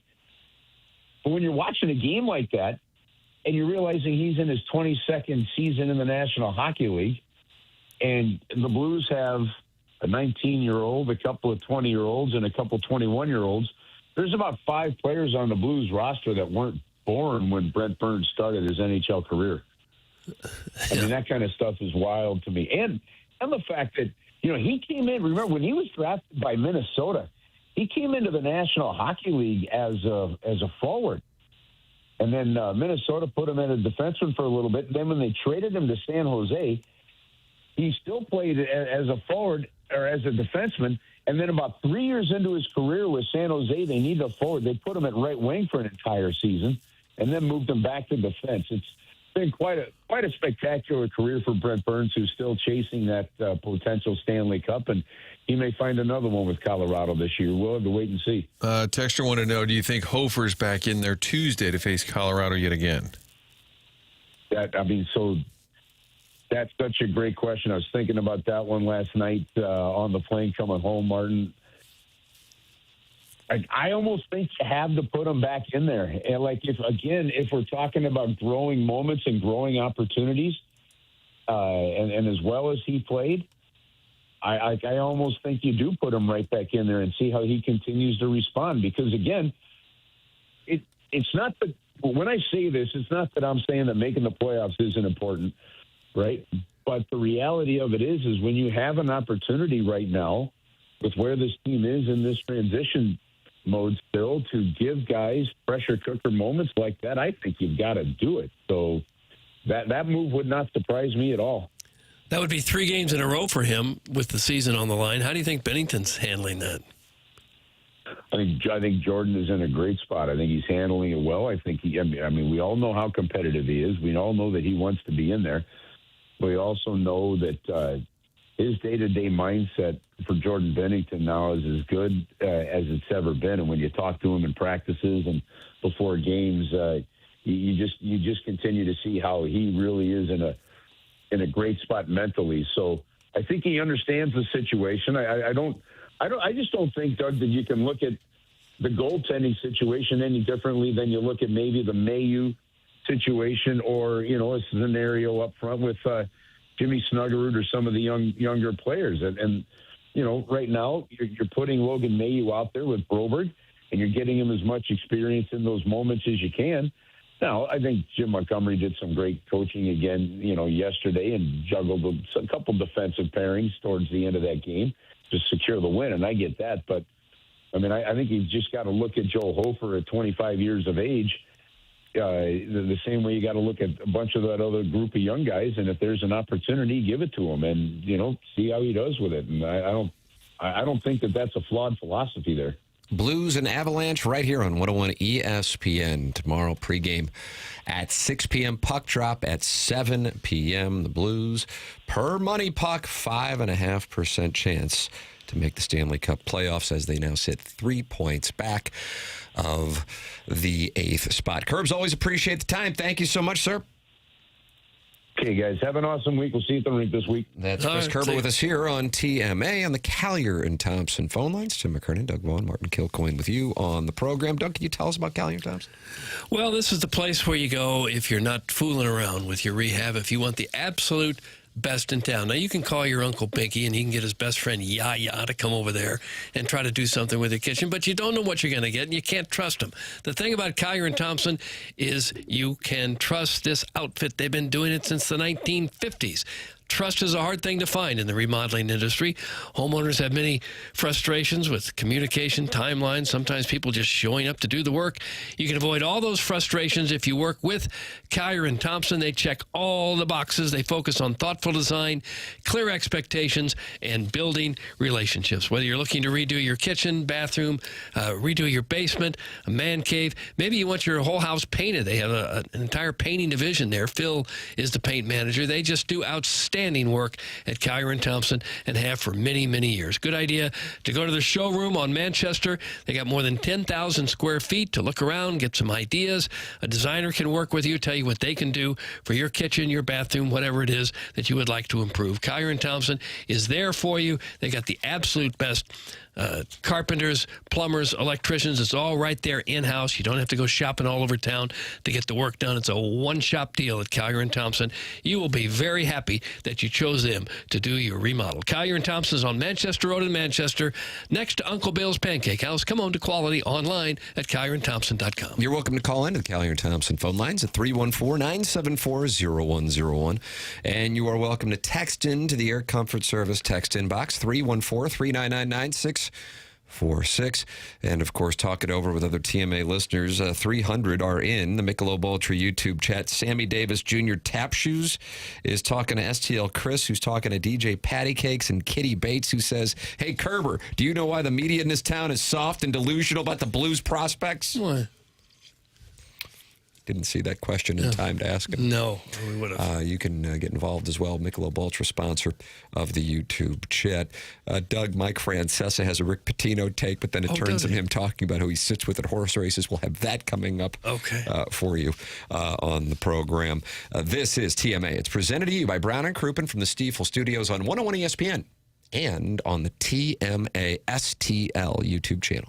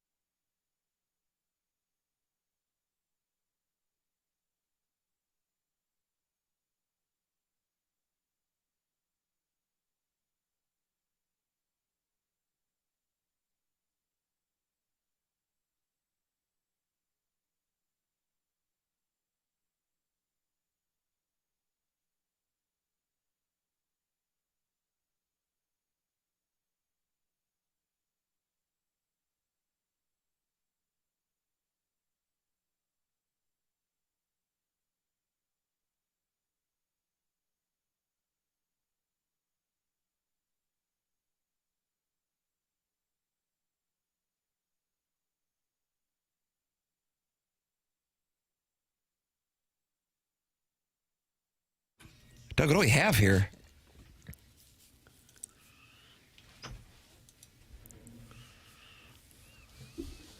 This is a rare collab of Rick James and someone who has a birthday today. Shiesty? No, someone Tim has often said that he believes he looks like. Oh, Billy D. Williams. Bingo.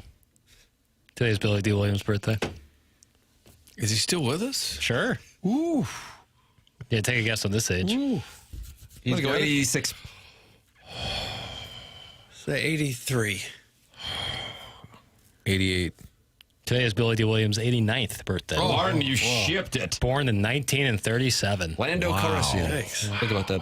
It's TMA 101 ESPN Fisher Window and Door Store, sponsor of the 8 o'clock hour here on the program. Chris Kerber just with us. And if you missed it, you can always go back and podcast via the Schaefer Door Company podcast. Schaefer Door online at SCHAEFER door.com. If the garage door broke over the weekend, no problem. Go to schaeferdoor.com right now. They set aside time in the Monday morning as spots to make sure that they can get to your garage door right away on Monday mornings, and that's what they will do for you. That's Jason Gosrow and Schaefer Door Company, SCHAEFER door.com, Schaefer Door Company. Longtime TMA sponsor, and they gave away a garage door to the poor film student for winning the Design Air Heating and Cooling Email of the Day last month. Schaefer Door Company sponsor the podcast here on TMA and 101 ESPN. Tim McKernan, Doug Vaughn, Martin Kilcoyne with you on the program. Jackson Burkett on the ones and twos. Chairman Kurt vacationing in the Hamptons. Mike Francesa. Doug, he's on the Bet Rivers, and he was giving his thoughts on Rick Pitino. And then it might have gotten off track. You be the judge. Take a listen. Okay, I'd like to. He told me this twice in August. You know, we sit and talk because we're all up there. He's up there a lot. He loves the horses. He loves Saratoga. So do I. So does Rapoli. Rapoli sits to my right. Patino sits behind me. Parcells sits behind me. I mean, there's a lot of the coaches there, a lot of the guys there who are all there all the time. You know, Chris Mara's up there next to my horse partner, Leon Seidler. They have boxes next to each other. So we're all in this, you know, we're all up there talking to each other. You know, Dave from Barstool now is up there. He's got the horse book now. He bought horses. So Dave's got horses now. And, yeah. So it's about Patino? I think we had a previous clip, and it was maybe about the Giants, but it was all going back to him at the track. It often now that he's doing it from his basement, it kind of just turns into who did I see at the horse races the other day. So that was his Rick Pitino breakdown of his coaching acumen. Well, no, more so about him continuing on coaching St. John's. I guess he was a little surprised he wants to keep coaching based on his conversations at Saratoga. Saratoga Lanes. Yeah. Papers, who'd you see over the weekend at Saratoga Lanes? Yeah. Rapoli. That's the one in Maplewood, right? Old school, baby. Yeah. Old school players and new school fools. Cats keep you jumping like kangaroos. Think about that. Is that I was just talking about bowling. Rapoli owns the UFL, and the Rock just kind of disappeared. Wasn't he the face of the UFL and all of the and then also now there's this Mike Rapoli just everywhere. And he said, hey, we might just play at that Energizer Park. And City's like, that's kind of our soccer stadium. And God bless the Battlehawks, but maybe we'll just keep it our soccer stadium. But he keeps saying it everywhere. Maybe we might just go over there and play like, well, it doesn't work like that. But he's up there hanging with Francesa. Oh, sure. And Rapoli made his money with drinks, right? Like vitamin water, that kind of thing? I think you're right. I thought that was 50 Cent. Well, it could have been both of them. It's a pretty good deal if you can sell people water. Why don't we sell some water then? Well, we should. You just get tap water, and you call it Mountain Spring Fresh Water. And then you just rake in the billions. You ever get stuck in a group text, like your friends of yours, but it started like months ago about something specific, and then it just reappeared. I had a friend who sent it the other day, and it was about plastics and the microplastics, which is like a Joe Rogan episode.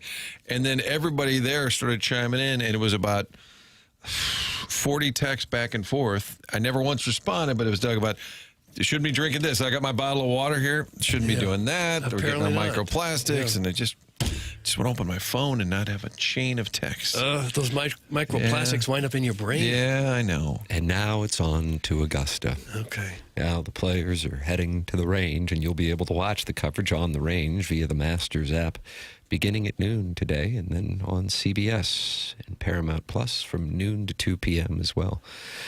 And then live from the Masters on the Golf Channel from 2 to 5 p.m., and then again another 2-hour show from 5 to 7 p.m., Doug, so you can watch coverage of the players ball striking from noon until 7 p.m. Just on the practice range? On the Masters app, and see if you can figure out who's going to win based on... I wouldn't know, because they all look darn good on the range. Their shot shaping. Jackson, have you released your play on who will win the 2026 Masters? Mr. Licks is on Bryson DeChambeau. He will take Bryson DeChambeau. You can have the field. I'll release that at this time on Wednesday. Ooh. Yeah, give me a couple tune days. in at 8:42 on Wednesday, April 8th, here on 101 ESPN and the TMA STL YouTube channel for Jackson's play. Okay. I'll take Scheffler. What? I know that's really... Chalk. Yeah. If he's the best player in the world right now, why wouldn't you pick him? I don't know if he is actually right now. He's still ranked number 1. Well, I understand that, but as far as the way he's playing, he isn't playing up to his standard right now. Yeah, why do you hate J.J. Spawn? Yeah. Well, I've had enough of him. I'm fed up with him. I'm tired of him trying to bogart the spotlight. I think Xander is who I'd be. But we're just... Oh, you just released your play. Well, How about that, Martin? I mean, we had that time spent listening deep tease. It was going to be 48 hours, and it ended up being 60 seconds. That's just who I'm kicking around. Xander. We've got another 47 hours, 50 minutes. He's got the no major championship thing off his back. He's been playing well recently. He's played well at Augusta many a time before.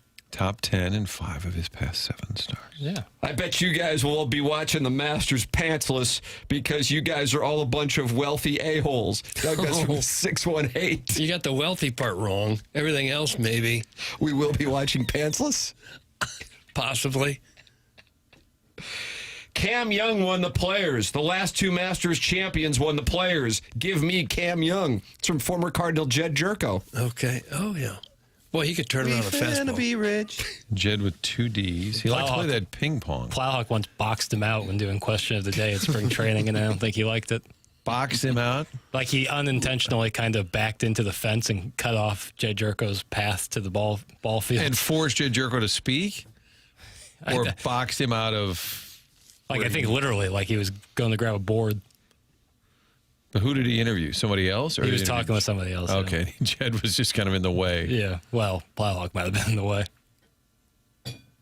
As a professional plastics pusher, keep plastic's name out your damn mouth. Oh. That's from the Maplewood Mud Muffler, Martin. It sounds like he wants a piece of you. Well, I'll send him this group chain here. It's a lot of discussion about They're saying when you microwave something, you should do it now in a glass bowl and not in a plastic cup or bowl or something, just to keep those plastics out of the food. And if we were smart, which we weren't. Thanks, Chuck. We like to read books and talk smart things too. Okay. Do you have a drop section just for smart stuff? Yeah, keyword search. Keyword search. I like that. It's not a bad play. Doug, one shining moment will be coming your way tonight. I'm going to set the over-under. Jackson, how do you like this? At 10:34. Yeah, that sounds about right. Okay. Luther Vandross? The great Luther Vandross. Well, they're tipping at 7:50? Which will really be like 8:01. But when do they play that one? Isn't it after a lot of post-game? I'm going to take the over, Tim. I think You're going over 10:34? I think there's a lot of post-game before they get to it. Yeah, a lot of podium work. Like, well, the stage they bring out there. And then the sad interview of the coach that lost. Will they have Chainsmokers again? Oh, that'd be at halftime. It was so odd. What clip will there be of Missouri, Miami? T.O. Barrett flying into the stands. All right. And what clip will there be of the Billikens? Maybe Avila will be in there. I think Quentin Jones, after his dunk against Georgia and shaking his head while a Georgia player shoots free throws. Billikens and Avila is such an obvious face. He will be in there. For sure. That's my play.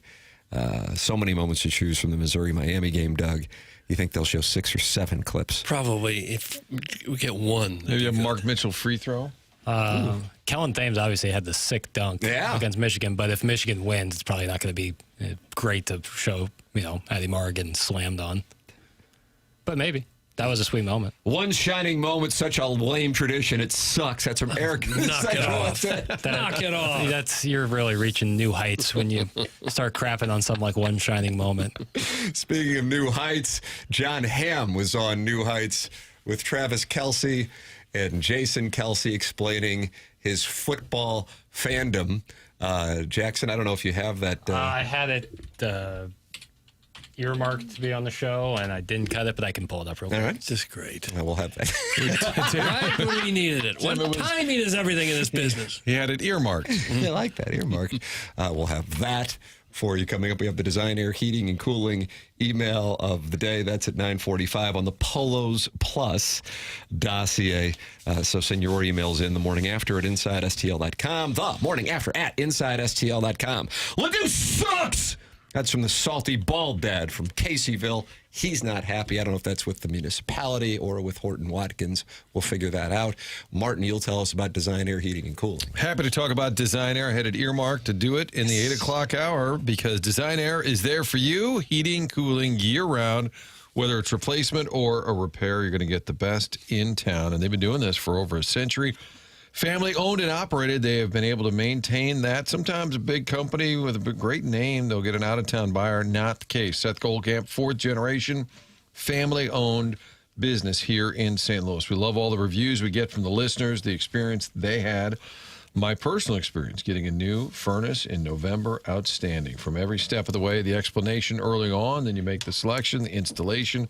Whole team is great. We talk about the employees there, and you can tell they enjoy working for Design Air, and there is a difference when you're with a company where the employees are happy. You will be too if you do your heating and cooling business with Design Air. It's designairservice.com. That's where you can find them online. The morning after at InsideSTL.com. That is where you can email in for our Design Air Heating and Cooling email today. It is 8:48 in St. Louis. Time check brought to you by Clarkson Jewelers. Tim McKernan, Doug Vaughn, Martin Kilcoyne with you on the program. Jackson Burkett on the ones and twos.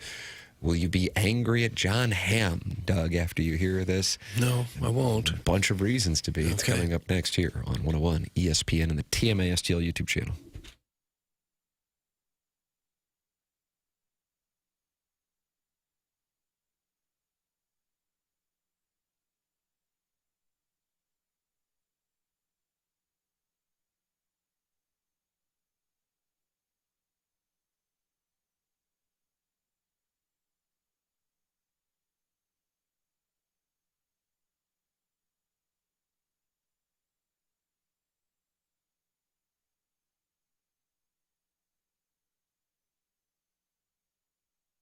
Was at the Village Bar on Friday. Never disappoints anytime you go in there. Friends and family, watch the games. Man, they were going all weekend with the games. The golf will be going. The Masters, stop by for lunch, happy hour.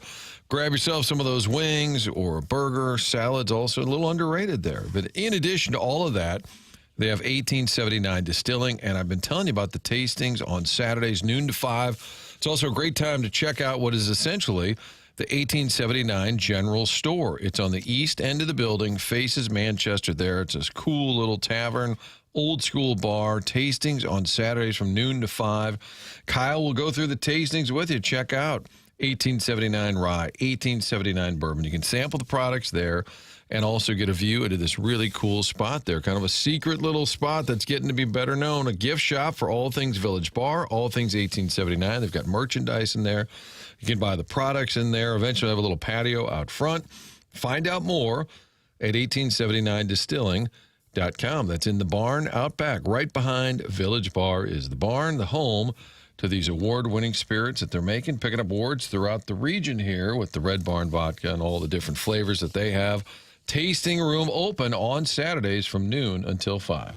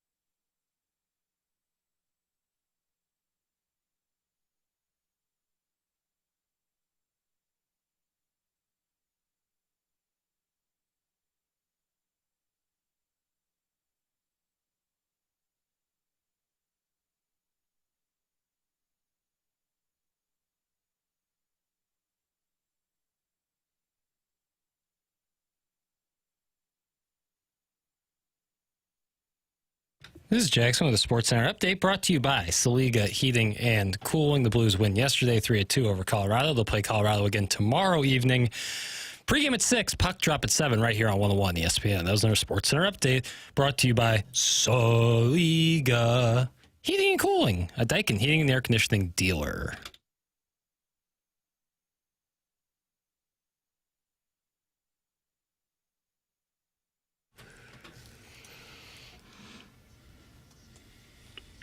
Doug, this is our second Outcast reference of TMA in the first 2 hours of the presentation here on 101 ESPN Papers. What do we have going on? You mentioned Outcast, so I figured good enough time as any to play them. There you go.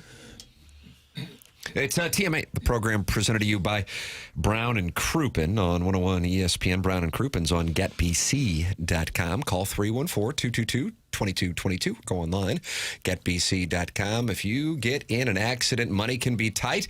That's why Brown and Crouppen does everything for free. They don't get paid unless you get paid, and they come to you. Phone calls, free. Questions, free. Brown and Crouppen, local. You're going to want a local attorney if you are in need. Brown and Crouppen, longtime TMA presenting sponsor, online at getbc.com or call 314-222-2222. Remember, the choice of an attorney is an important decision and should not be based solely on advertisements. On our polosplus.com dossier, we'll have the Design Air Heating and Cooling email today at 9:45. Chris Kerber with us earlier in this program. If you want to go back and podcast via the Schaefer Door Company podcast, or you can go back and watch the program anytime you would like on the TMA STL YouTube channel.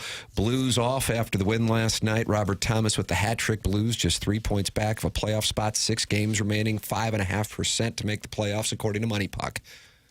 Cardinals beating the Tigers last night. They will take on Natitude tonight. Andre Palante on the mound. The Cardinals, for some reason, not wearing the Navy caps in Washington. And this program, angrier than hornets. You think they're doing it just to spite us? I do, and I'm glad you asked. Jeff Jones called it the Blue Hat Crew. The Blue Hat Crew. That's what we are. We are changing the name of the program from TMA to the Blue Hat Crew. Then also, Michigan taking on UConn tonight. 7.5-point favorites for the Wolverines. And, Doug, that would be their first national championship since way back when.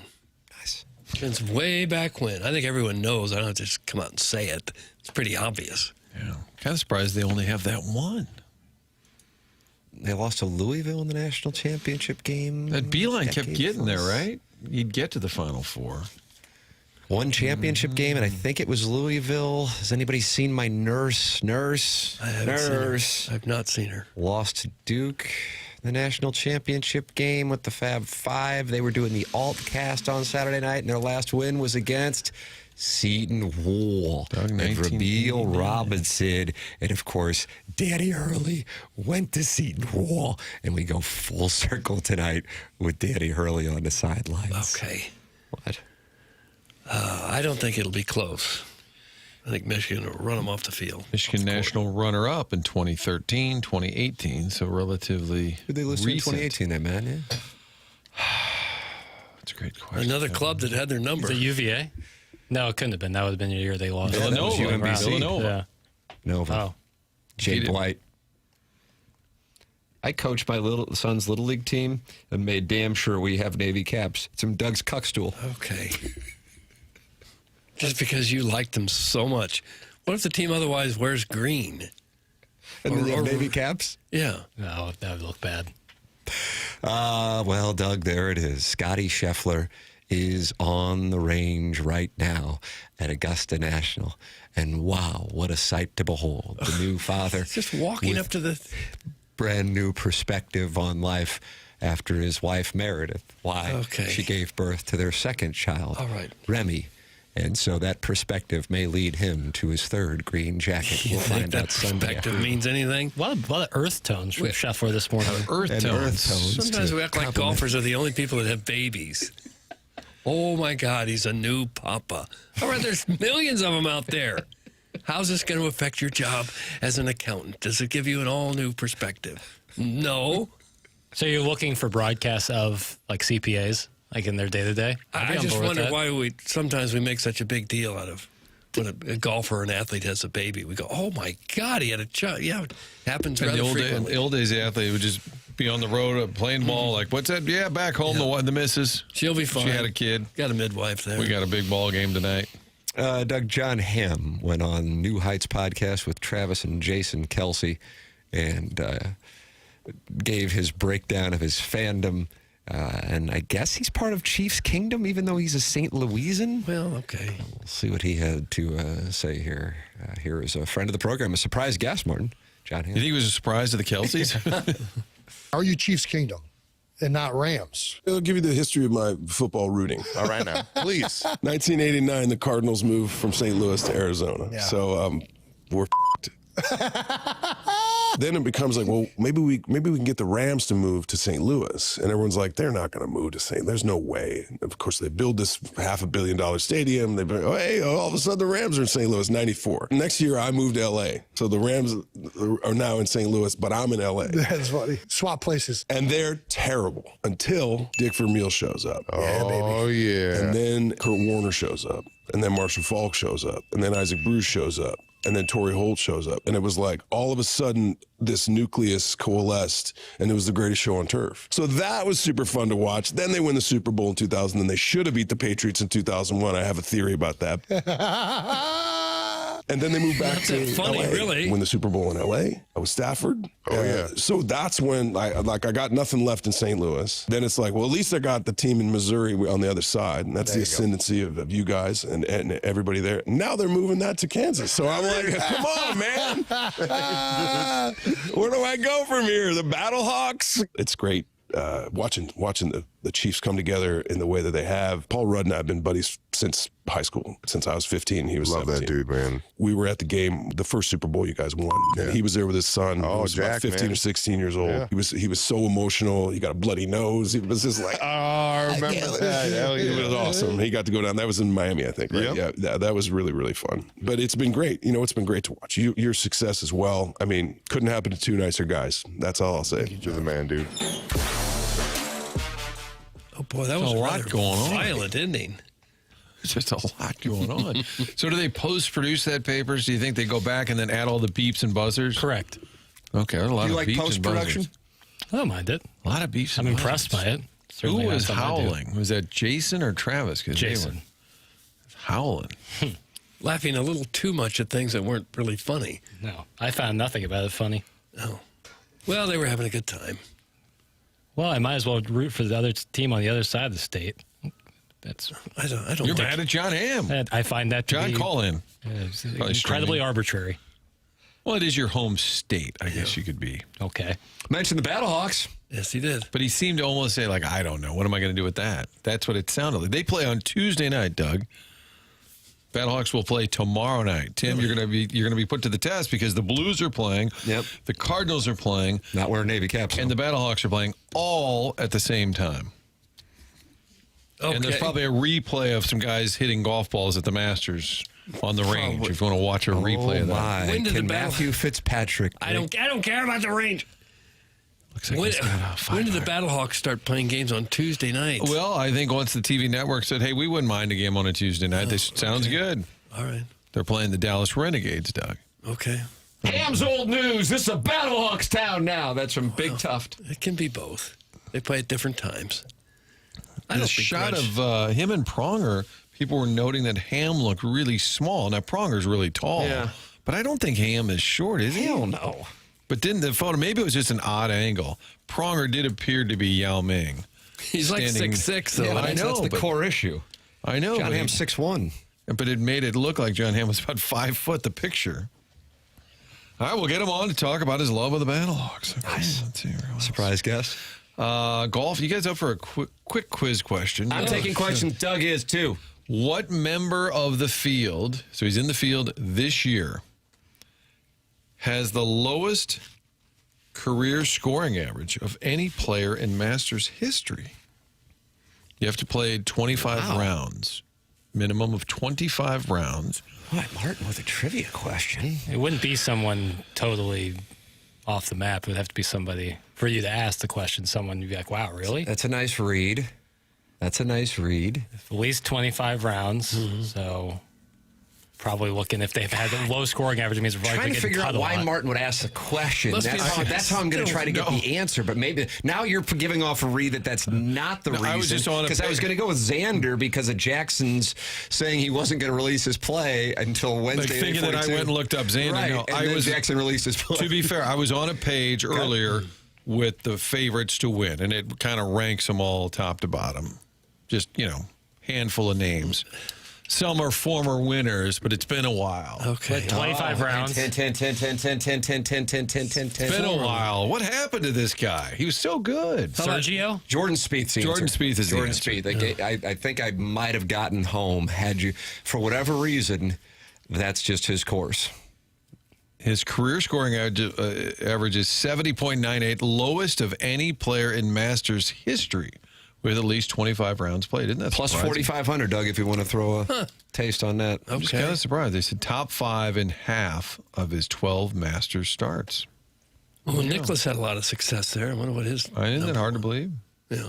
It's according to ESPN.com. But that's the list of the players in the field. Nicholas will. I thought that's what you said. Players in the field. According to this, ever? It says Spieth's career scoring average, 70.98, is the lowest of any player in Masters history with at least 25 rounds played. Isn't that surprising? That's according to ESPN.com. Are you still talking Masters? Leave us alone. Show me you're a rich a-hole by talking golf. That's from the 618. Oh. And he put that in capital letters. He did, yeah. You see it right there. You have to be rich to play golf? I don't think so.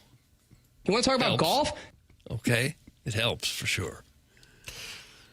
Doug, how will you spend the 4 days? Will you just tell the family, leave me alone? No. That's a shot at what I told my wife. No. And then I said, I'm playing in this two-man event on Wednesday. And my wife said, so that means you're unavailable Wednesday, Thursday, Friday, Saturday, Sunday. And I said, that's right. God, it's just got to be a delight to be married to me. And then you pointed outside and said, hey, woman, that lawn's not going to cut itself. That's right. And keep the sandwiches coming. Pimento. And check out that spot on the roof. She's on the roof. Guys, what's a better tradition, the Masters or Tuesday night UFL? That's from the unknown DJ. Will you really sit there for 4 or 5 hours watching the Masters every day? I love it. I get sad when it's over. Really? No. I love it. Oh, and the forecast in Augusta, Doug. What is it? Glorious. Is it? Oh, good. I hate when it's a rainy week there. It just cuts into all of it. A tradition unlike any other, Doug. Okay. Did you say that, or did Jim Nance? I think Jim Nance. 1986, and they said I saw that little blurb that Augusta has a patent on that, but Nance doesn't get any of the royalties. Oh. Doug, what are your thoughts on Rory's dinner being the most expensive menu featuring seared bacon wrap dates, yellowfin tuna carpaccio, foie gras, Wagyu, and sticky toffee pudding? That's from Bobby Big Wheels. I'm not interested in the pudding that they're having for this dinner. I really am not. I don't have time to be interested in what flavor pudding they've decided on. I think it's more of the British pudding, which is more of a cake than it is like an actual pudding. We read the Rory Masters menu when it came out. I believe so. Yeah. It sounds delicious. Does it? Yeah, absolutely. Foie gras. Duck liver pate. Ooh. Oh, look at this. Michael Mahoney, owner of Roof Restore, just texted me and said, tell your wife we got the roof covered. She can watch the Masters, too. No. How about that? Now Look she at gets that. to She needs to get up there. She needs to get up there and inspect it first, so she can guide the other guys exactly what if she where to came go. downstairs? Oh, honey, I got the roof fixed. I got the lawn. There's got to be dishes or something. Get back up there. I would love it if the family gathered round the hearth to watch together. Would you? I would love it. Why, yes, of course I would. It's a family tradition. But no in South St. talking. Louis. But no talking. It goes without saying. Michael Mahoney's business is Roof Restore, and they're online at notanewroof.com. We are in storm season. And if you deal with a storm-damaged roof, notanewroof.com. And Michael just texted me, tell Doug we do free inspections, too. So there you go. Okay. How about that? It's notanewroof.com. roofrestore.com. That's Roof Restore. We are in storm season here in the St. Louis area and will be for the next couple of months. Roof maintenance is now a regular part of home ownership. The days of waiting for a hailstorm and paying your deductible are over. Maybe you got some storm damage but don't need a replacement. Roof Restore works with insurance companies every single day to get roof tune-ups and rejuvenations covered repairs. It is Roof Restore at notanewroof.com. That's notanewroof.com. 9:10 in St. Louis. The program's called The Morning After. It is presented to you by Brown and Crouppen on 101 ESPN. From the Stiefel Studios, Tim McKernan, Doug Vaughn, Martin Kilcoyne, Jackson Burkett with you. Send your emails in for our Design, Air, Heating, and Cooling email today. Coming up on the Polos Plus dossier at 9:45. This is TMA.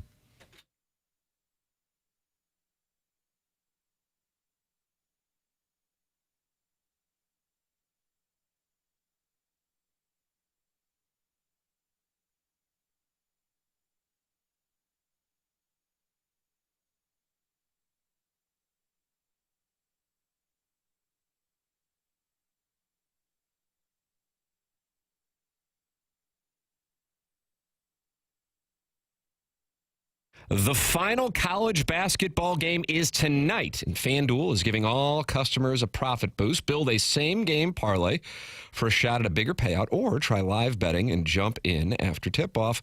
Best of all, with FanDuel, you get paid instantly when you win. Just visit FanDuel.com/local to get started. Martin, what's your play? I'm going to take Michigan and the over. 144.5 is what I'm seeing. I think they can win that. Boy, yeah. 80 to 65 gets you 145. It's close, but I would go Michigan in the over. There it is. The play's been released. It's FanDuel.com/local to claim your first profit boost and keep the action going from now till the big championship. FanDuel, play your game. Must be 21 or older and present in Missouri. Opt-in required. Bonus issued is now withdrawable profit boost tokens. Restrictions apply, including any token expiration and max wager amounts. See terms at sportsbook.fanduel.com. Gambling problem? Call 1-800-GAMBLER.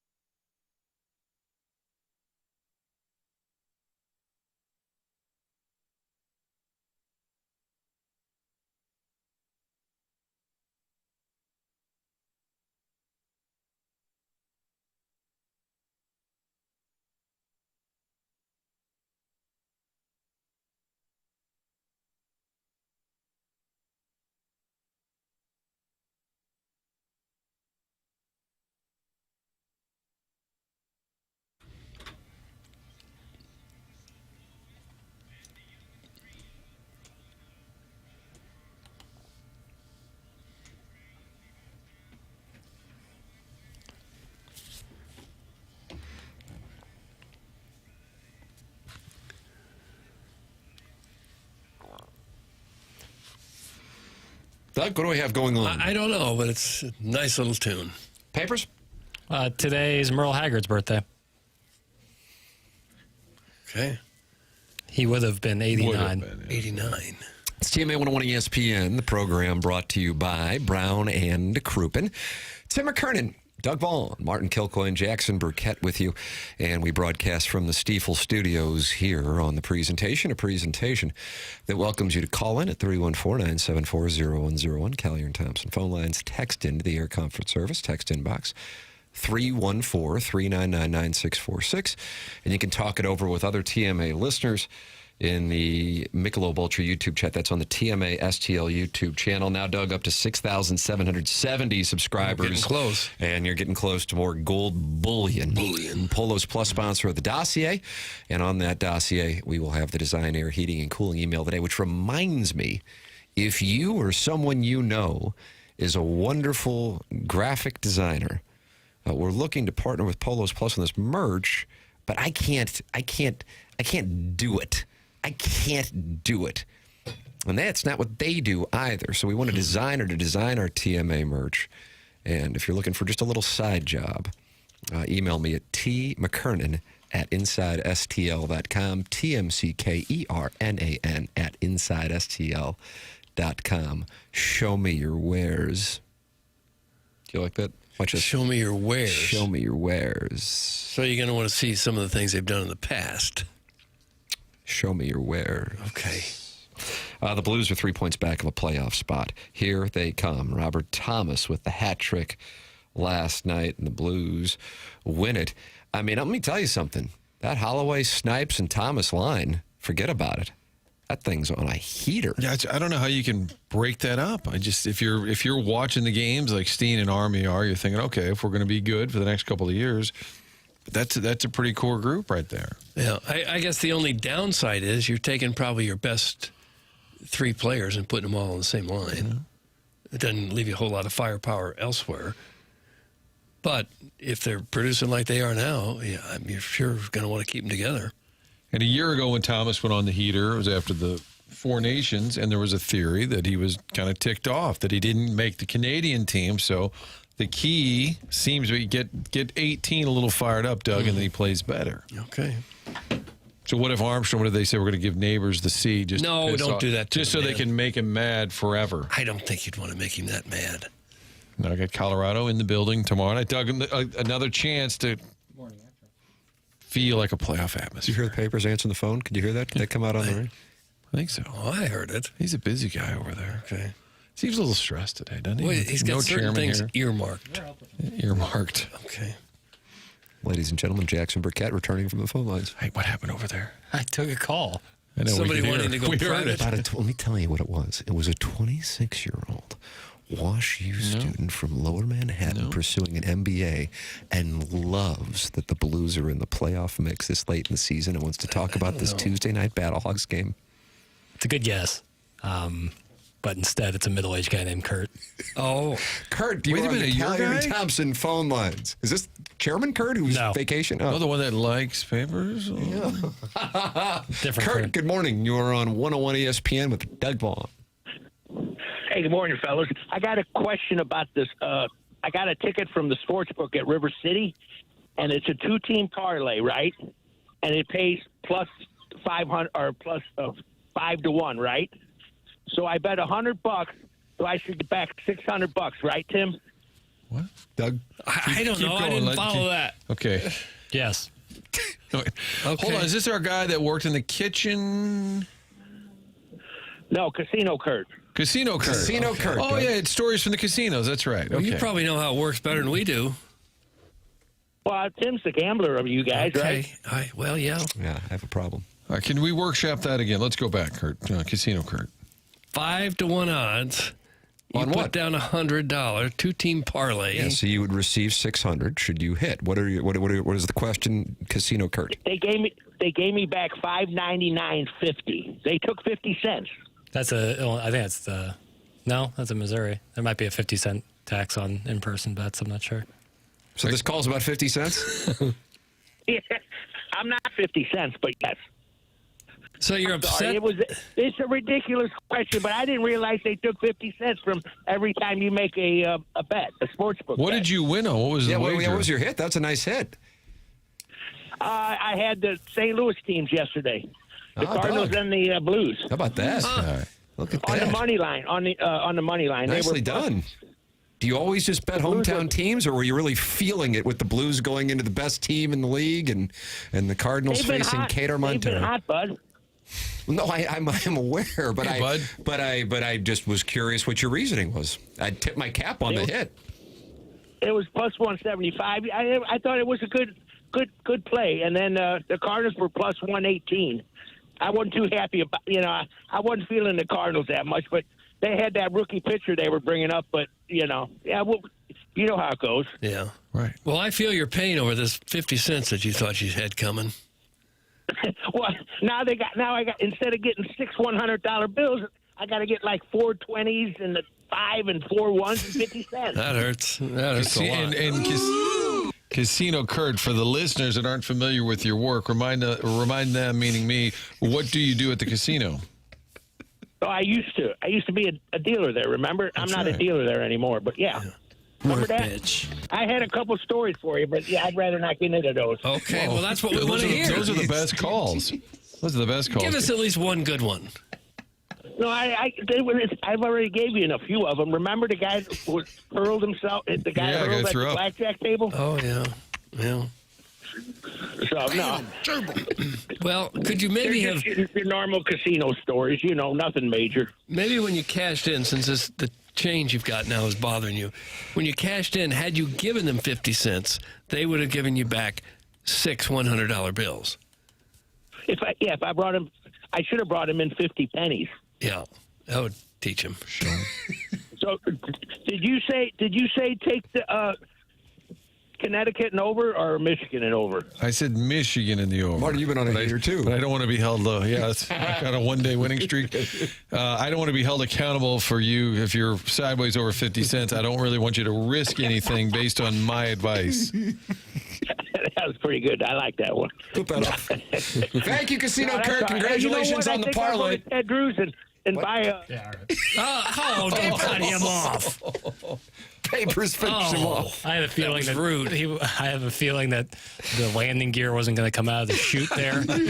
So sometimes it's best ground air travel. Jugs in D.C. not happy with the phone line. Stop taking calls from the 636. No. That's Jugs in D.C. Oh, these hardcore 314. This guy must be an Illini fan. Get this moron off the air. Oh. If you work at a casino, answer your own questions, you moron. Take 50 cents with you and cash up, idiot. That's from Beer Cats, who is not happy with the Illini or Casino Kurt. And then Alan Dadeville said, man, I bet AI photos on Facebook are an absolute battle for Casino Kurt. That's Alan Dadeville. I appreciate that Kurt understood. He had some self-awareness that it was a ridiculous question. Because he called, it'd be Brad Underwood calling us, hey guys, real quick, a couple questions about Illinois basketball. Right. I'm like, no, you're right. calling from inside the building. You think that could have been a humble brag? Hey, I just won $600, but they took 50 cents. I actually think he had material he wanted to get to, I think.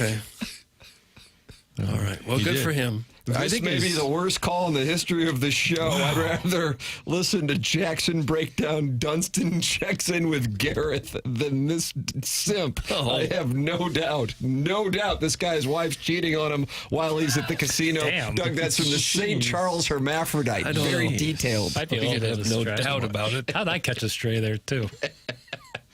So you and Gareth. That was the Jason Alexander movie where yet again in the 90s? Was that Matt LeBlanc, or was that a different movie? No, that was for sure Jason Monkey? Alexander with a monkey. Like that was in the high times of, well, let's just put a star and a monkey together. Worked for Ronald Reagan. Yeah. But what was there was a Burt Reynolds movie with a monkey, wasn't Clint there? Eastwood. Clint Eastwood. With an orangutan. Every Which Way But Loose. And then there was some more. I thought was it Clyde was the name of the orangutan? So. Yeah. No, never mind. Guys, the great James Carlton is on the same flight with me right now. I'm going to have to say hey and thank him for the low insurance rate. That's from the Crestwood Coyote. How about that? I guess that means James He's going to Utah. He's going for his He's got golf the golf outing. trip, and his buddy can't play with him because he's caddying in the Masters. How about stat with the Mid-Am winner. James Carlton's my insurance agent, 314-961-4800. Go online at carltoninsurance.net. If your insurance costs a leg and an arm, call James Carlton, State Farm. And that team in Webster Groves is incredible. I never knew just how great it would be to have the customer service that James and his team provide until I experienced it. And in addition to that, James has been doing this for nearly 2 decades, and he's never seen auto insurance rates drop like he has over the last few months.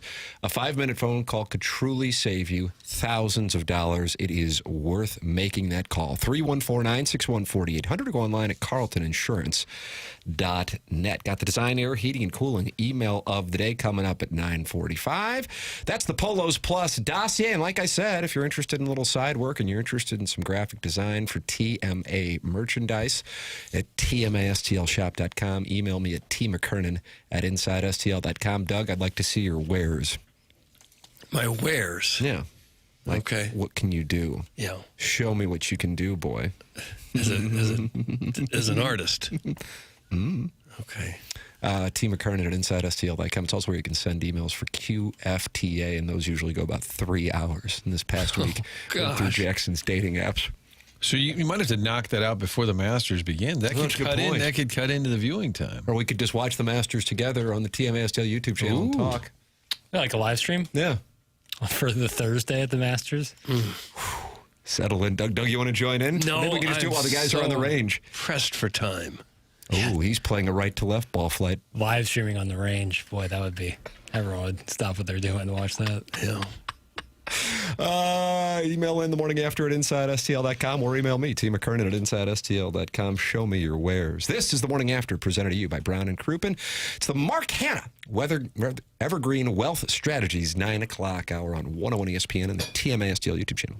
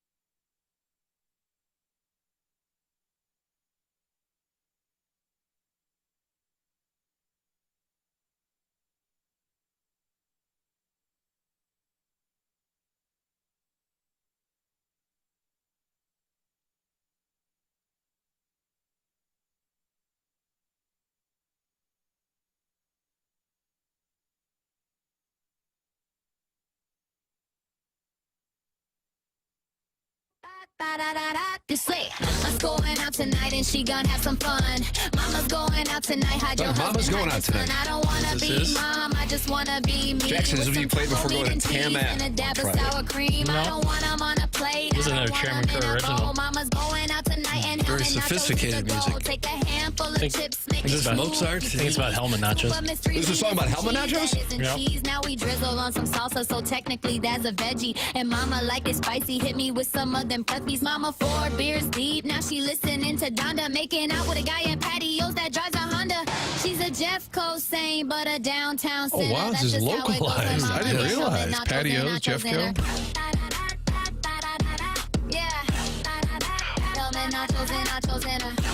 I'm rolling balls, I just discovered. They should use this in that all-you-can-eat area. Is there a music video? Is that what you're playing from? No, not that I know. Just a beat? Yeah, the chairman sent this over to me.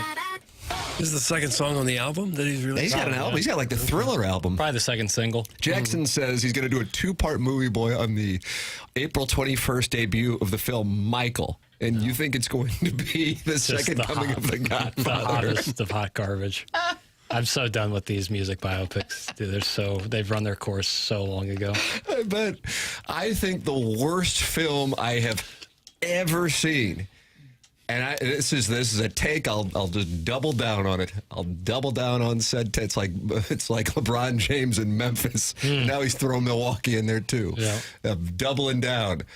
It is the Tiger Woods biopic from, I think it was done in 1998 by the great LeVar Burton. Doug, you know him from Reading Rainbow and an odd social media campaign to become the next host of Jeopardy after Alex Trebek passed. And I have no idea what the genesis of it was. This predated these music biopics that has Jackson and the team at Movie Boy furious.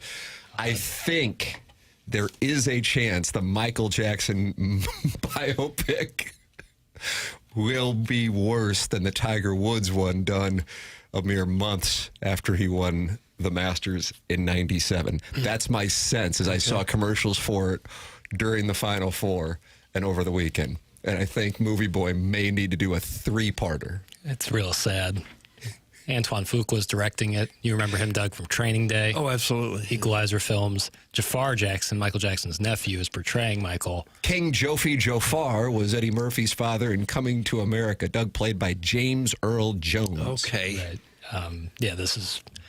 When you do a movie about a very famous person, it's hard to watch it and not think, wait a minute, that's not Michael Jackson. Right. Especially someone as famous as. Yeah.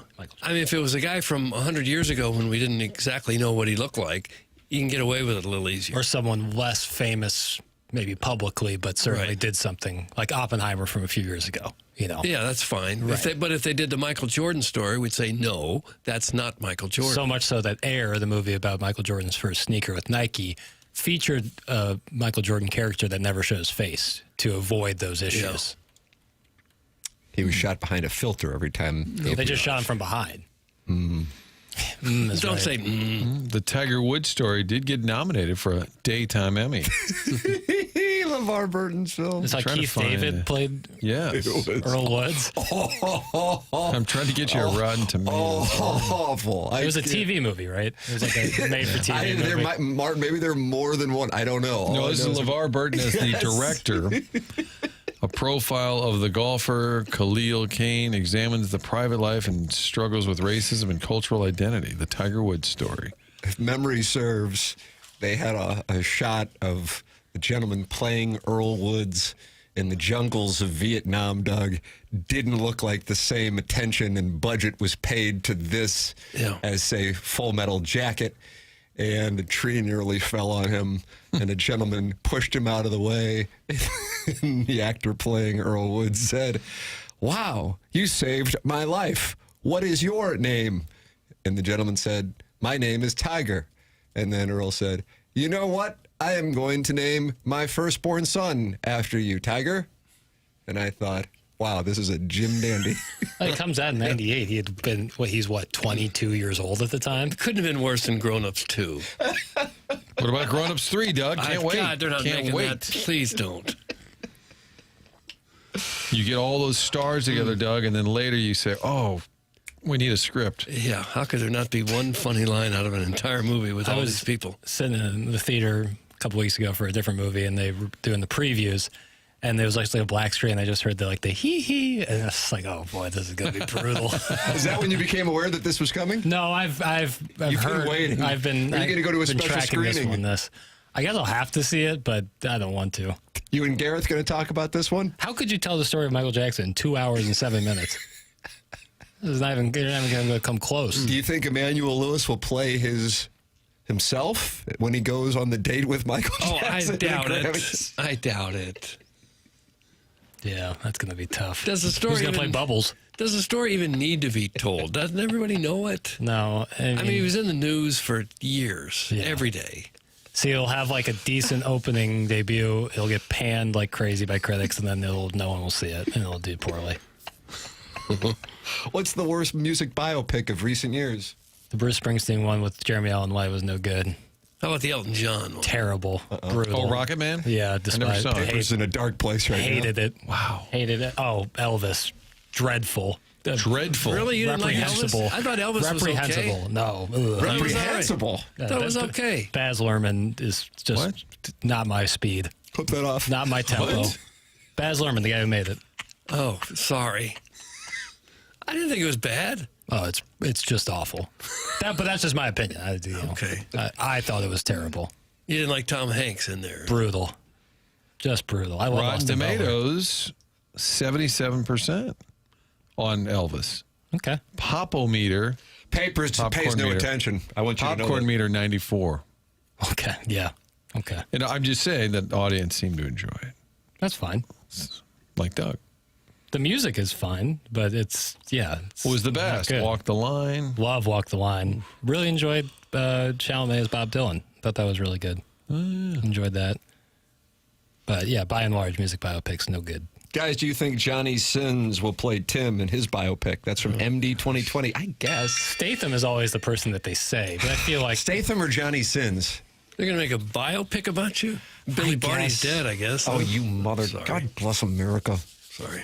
Email in the morning after at InsideSTL.com. For our Design, Air, Heating, and Cooling email today, it is coming up in a matter of mere moments, Sharon. And Clayton's not happy with you, Jackson. What are you talking about? Bohemian Rhapsody was great. Not to me. Oh! Not for me. Didn't love that You've one. got higher standards. That's not true. I just like what I like, and I did not like the Bohemian Rhapsody. I didn't think that Rami Malek deserved the Oscar for it. It was not great. But that's just me personally. Oh, I kind of like that one too, though. Just because I don't like something doesn't mean you shouldn't like it. I don't have to like it. What's love got to do like with something. it? The Tina Turner Yeah, what story. about that? I don't know if I saw that one. 97%. I don't know if I saw that. Angela Bassett. Was Lawrence Fishburne in that? Was Lawrence Fishburne? Sounds right. Yeah, he's probably Ike Turner. What's love got to do with it? I don't know if I saw that one.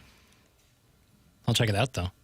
I'm open. I mean, I'm open to liking these things. It's just I see them and I call it how I sees it. Behind the Candelabra, 2013. Oh, boy. Well, Matt Damon and Michael Douglas. Doug. It's a Ken Strode's favorite. 94% critics. Really? Affectionate without sacrificing honesty. Behind the Candelabra. Pish posh. I went on a date with a little guy who looked a bit like Emmanuel Lewis at the Afton Dairy Queen, and no one's writing a biopic about me. Doug, that's from Shrimply Pibbles. I've been to that Afton Dairy Queen. Did you see Shrimply Pibbles and Emmanuel Lewis there? I did not. He played the role of Webster. His mother's name was Ma'am. Okay. Email in the morning after at InsideSTL.com because that Design, Air, Heating, and Cooling email today is coming your way next here on this program. Doug, tell us about Design Air and Seth Goldcamp and his team, and I know you like the bold and daring Adam. Well, he's just one of many in their stable of handsome repairmen. Don't forget the rugged Joe. He may or may not bring joy with him. We're not sure. There's the dashing Steve, the bold and daring Adam. All of them can fix your furnace or your air conditioner just fine.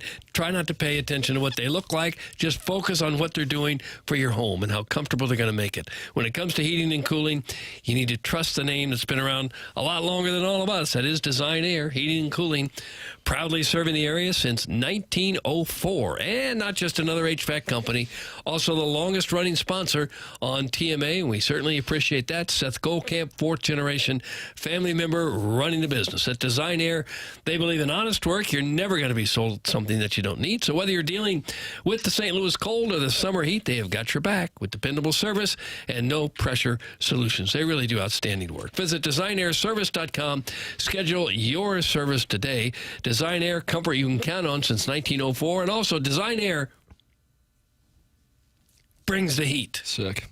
Mark Hanna, sponsor of the 9 o'clock hour online at evergreen-ws.com. Mark Hanna, Evergreen Wealth Strategies. And coming up in this 9 o'clock hour is the Design Air Heating and Cooling email of the day here on 101 ESPN and the TMA STL YouTube channel.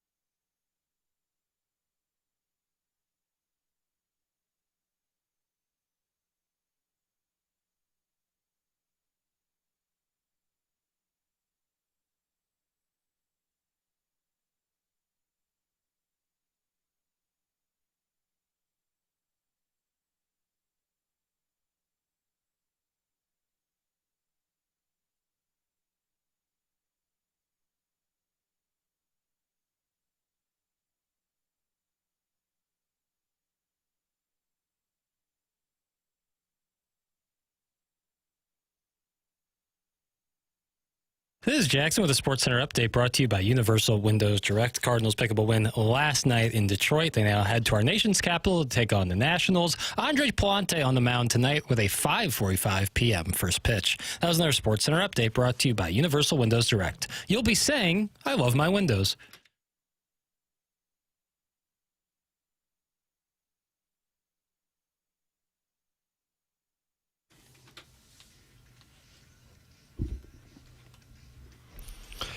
Baz Luhrmann is not Jackson's jam. Nope, never has been.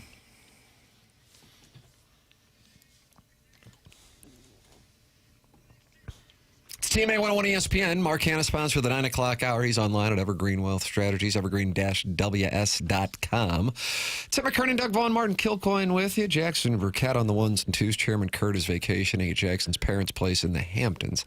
And we have the Design Air Heating and Cooling email of the day coming up here on the Polos Plus dossier. Jackson, have you been able to filter while you're over there running the board and answering questions and updating people's air comfort service text inbox name? You're doing it all. You get the game ball. Hey, thanks, man. Yes, the emails have been filtered. I would not say it's a heavy batch. No. A lot didn't make it through, is what I saw. One didn't make it through. No, I saw him, and I was like, ooh, but it did. What was the problem with him?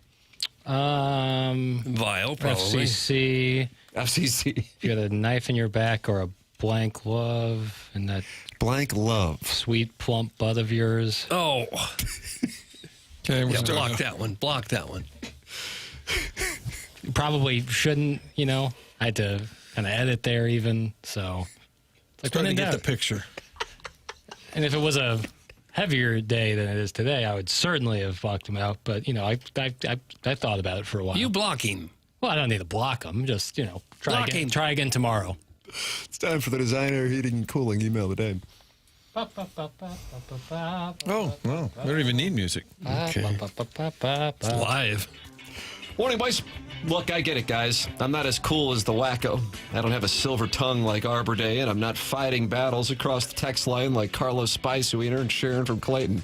But I take umbrage when I share pertinent info for Douglas Elvin Vaughn on Friday's show to more than double his bullion hoard, which would have funded the Vaughn Index and kept his descendants swimming in boiled, unseasoned chicken, broccoli, and peanut butter and mayo sandwiches for 1,000 years. And you withhold said info.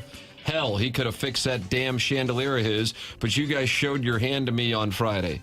This show has used Doug's hot takes, bravado, and 60-plus years of television knowledge to become the 22nd biggest show in the country, and you can't afford to lose him. So blink twice, Doug, if they have you shackled to the dais, and clap twice if you need help. We're here for you, Doug. Have a great day, boys. This is the Heiser House Hooligan. What's he talking about? Heiser House Hooligan. I don't know what advice he gave me. Jackson, do you know what he's talking about? No idea. He seems concerned you're here against your will, Doug. Well, that could be. Heiser House Hooligan. Hello. I simply walked up to him and said, I'll give you the moon and the stars if you give me Uranus. Oh. Doug shuddered. His knees weakened. I couldn't tell if this was from confusion or if his legs were struggling to support the rush of blood to his warrior. How did that get through? How did that get through? It doesn't get better. So. Oh, you know what happened, Doug? Who was it? Who was it? Like it's about to get deleted live in front of me. Listener to be named later. Not good. Wow. My bad. Just got deleted. I just saw it get deleted. Sometimes they sneak little words. Well, you were busy doing the show notes. Sentence. Timmy was doing the show notes, so he couldn't possibly. He was screening calls. We had one named Kurt. You're playing a dangerous game over there, Kilcoyne. Clip that off.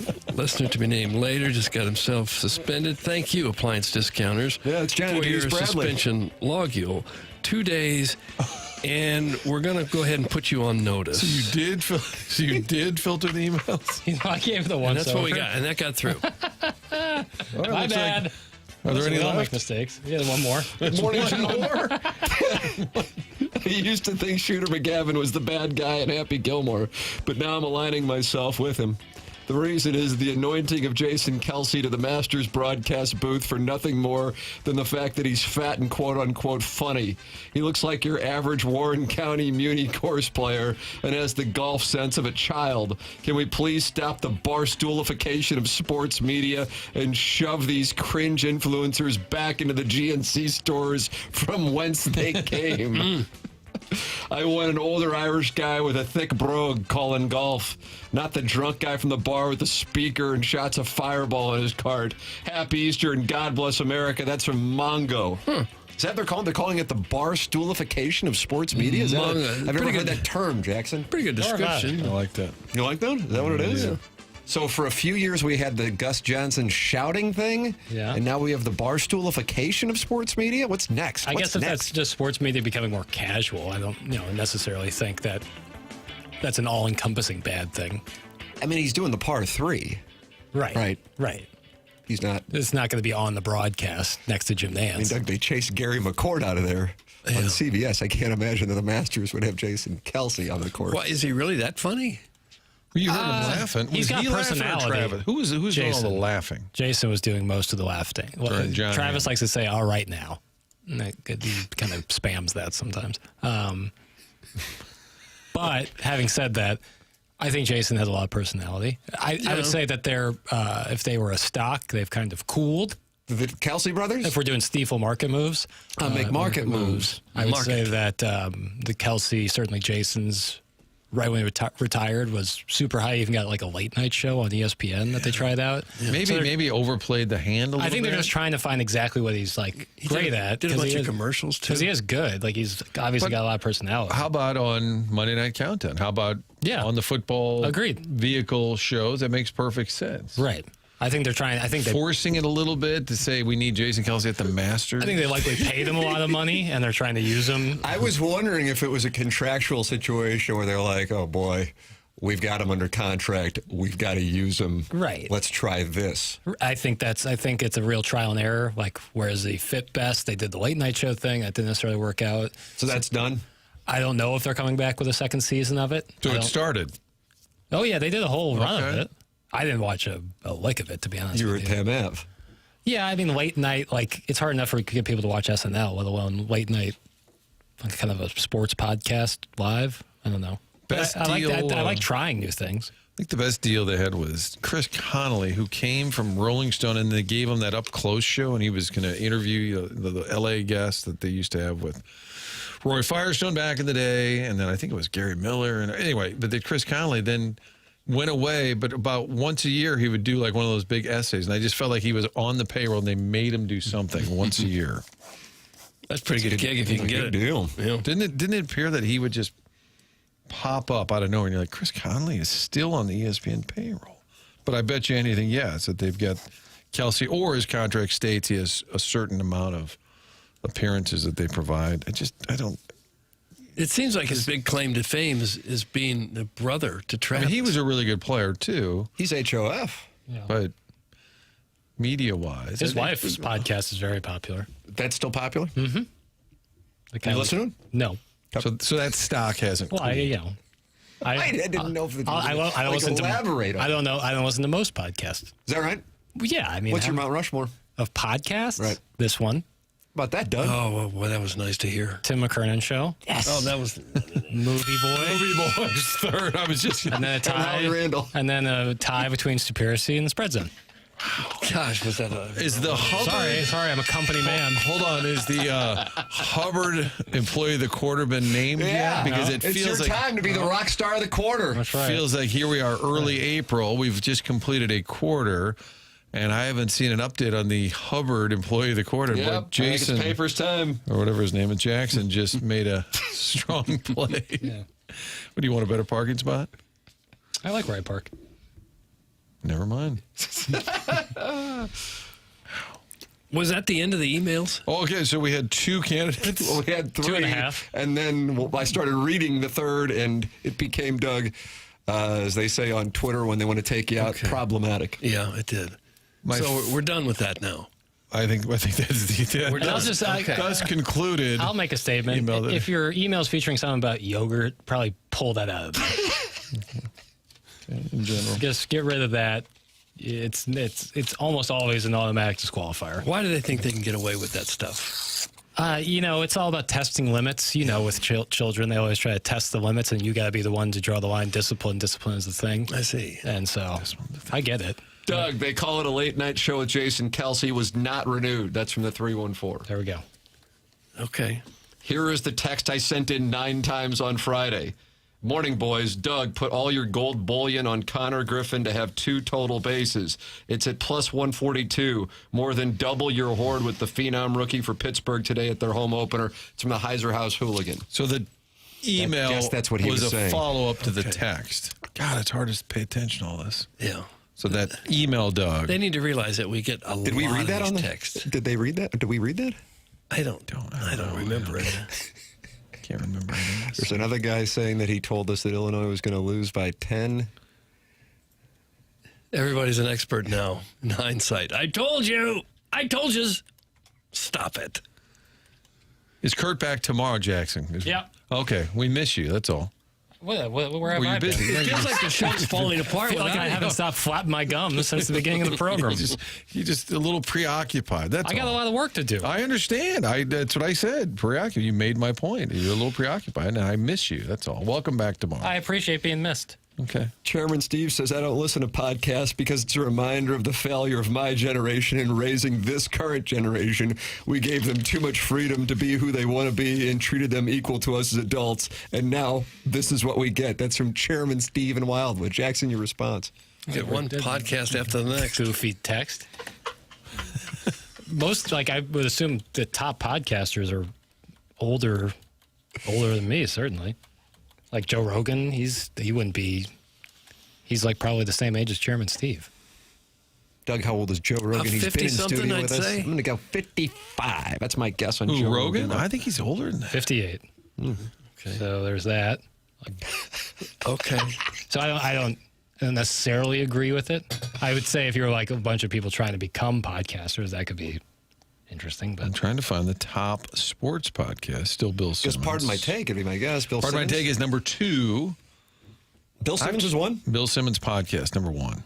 And we're 3? Pardon My Take, number 2. 3 or 4 I've tried now. that one. I can't. Maybe I'm too old. Which one? The Pardon My Take. yeah, It works. They're obviously huge. more similar Congrats. to how we do it. Congrats to them. Yeah. It's working for them. The Dan Levitard show is 3rd. It is a recent Apple podcast ranking. Where's Nevin Shapiro? I think he peaks during the football season. He's still probably talking about Mario Cristobal. Double Coverage podcast is 4th. Not familiar. Collector Nation. Rosillo is 6th. How about Spittin' Chicklets? 12. I've got him in this list. It's number 10. Oh, really? I got him at 12. What do you get, AP and coaches over there? I got Apple up. Martin, what do you have? Oh, it says... No, it says it's something called... Bill's podcast rankings. It says Rephonic.com, but it says Apple Podcast, Sports Podcast, Apple Podcast, United States. That's the ranking in front of me. The Lovable Reunion is a sports podcast? Not familiar with it. What is it? I don't know. Okay. No, it's number 8. I've got New Heights with Jason and Travis as number 9, so they're still popular. Bill Simmons might be number 1 now, but it's only a matter of time until Nevin Shapiro's revenue negative pod gets up there. That's from Al in Dadeville. It's revenue negative. I would suspect most podcasts are, aren't they? Well, I would imagine they're mostly 0. Yeah. And I would say 99% of podcast revenue is 0. Well, they may have had to buy some equipment. Okay. And they never made the money. So if we're talking about the P&L, it's upside down, but the revenue, 0. And that hurts because the equipment cost you about $250. You do one for maybe a couple of weeks and go, oh, the hell with it. Yeah. That's no good. Down. I'll tell you On what. hiatus. Guys in Boston, Felger and Maserati, 38th. And that's a local radio show. How about that? How about that? There's hope. This is from Bill's podcast, right? No, Papers, you want to come look at this? No, It's I'm just saying that these official. podcasts, the rankings fluctuate real often, I would say. Does it say how many listeners they're getting? No. I don't think I have that in front of me. It does not. But that Kelsey thing was highly produced. A lot of weep, weep, bing, ding, a lot of noise. Francesa at 61. Okay. Is he really? Yep. Yes! Pat Rivers. Yep. We had to have given it a boost. But then Rogan's just like, hey, man, what's going on? Sit down. Yeah, put your headphones on. And it's the exact opposite of produced, highly produced. You got to go take a leak? Yeah, take a leak, man. Whatever. There are no edits. Time to DFA the Heiser House hooligan, hitting well under the Mendoza line at being funny. That's from Carlos Spicy Wiener. He's now taking on the overbearing sports dad, and he's taking on the Heiser House hooligan, Carlos Spicy Wiener. Guys, you have to see what's going on in the Michelob Ultra YouTube chat. What? I don't know. I've been in the Air Comfort Service text inbox. Now I got to see this. Iggy is advertising his Patreon. Doug, it's $4.99 a month. I don't think that's what the... let's see. I don't know what's going on. I don't see anything of note. Scorsese and Ryan Krause are fighting? Okay. Doug, you got to see it. Scorsese and Ron Krause are at it? I don't know either one of them. And yet they're loggerheads. And we're supposed to shut down the show and see what they've written to each other? I thought I was going to see a lot more than when I went in there. Please bring it to our attention what we need to see in there. Change your podcast name to Blondie and Herb's Hog, and that will rocket to the top of the popular podcast. That's from Morrison Woods Wacko. I wouldn't think that would hurt. Doug, Nevin's cutting checks to Star Wars to license the sound effects that no one asked for. That puts the pod in the red. That's Al in Dadeville. I imagine a lot of them are in the red. We had every opportunity to have Nevin on the show. We were right there, spring training, just down the road. John Jay's facial reaction was the tell. Yeah. I didn't want to go up to the Cardinals meeting and be like, hey, can we bring this former fraudster onto the grounds here to interview him? I brought it up a second time, and John Jay just shook his head. Like, I can't believe you're doing this. I can't believe Dr. Brandon Pryor's doing what he's doing on Manchester in Baldwin. It's 100 West Dental, 100 West Dental.com. I recognize it. Many people say, I just don't want to go to the dentist's office. I get it. I understand it. But dental health can impact the rest of your body's health. Get to know Dr. Pryor at 100 West Dental, complex rehabilitative dentistry, and giving you the ability to chew and smile back to 100%. Most dentists charge you $500 just to find out what's wrong. Not Dr. Pryor. And this is for the TMA audience only. Dr. Pryor is waiving the cost of a 3D scan and implant consultation, and that's a $450 value on the house just to see if you're a good candidate.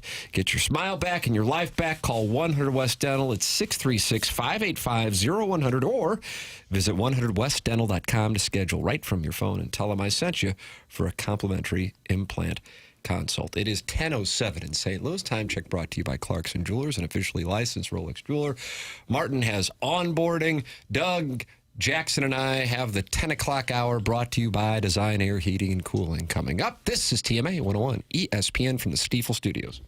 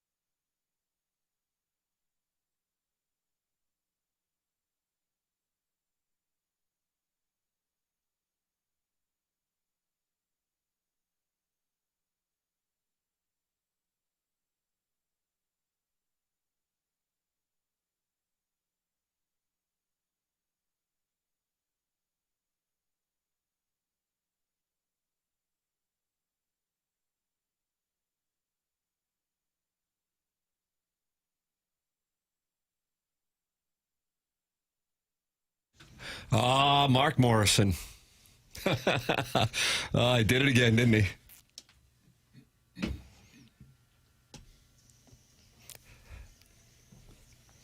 '97, right? I don't know the years, Tim.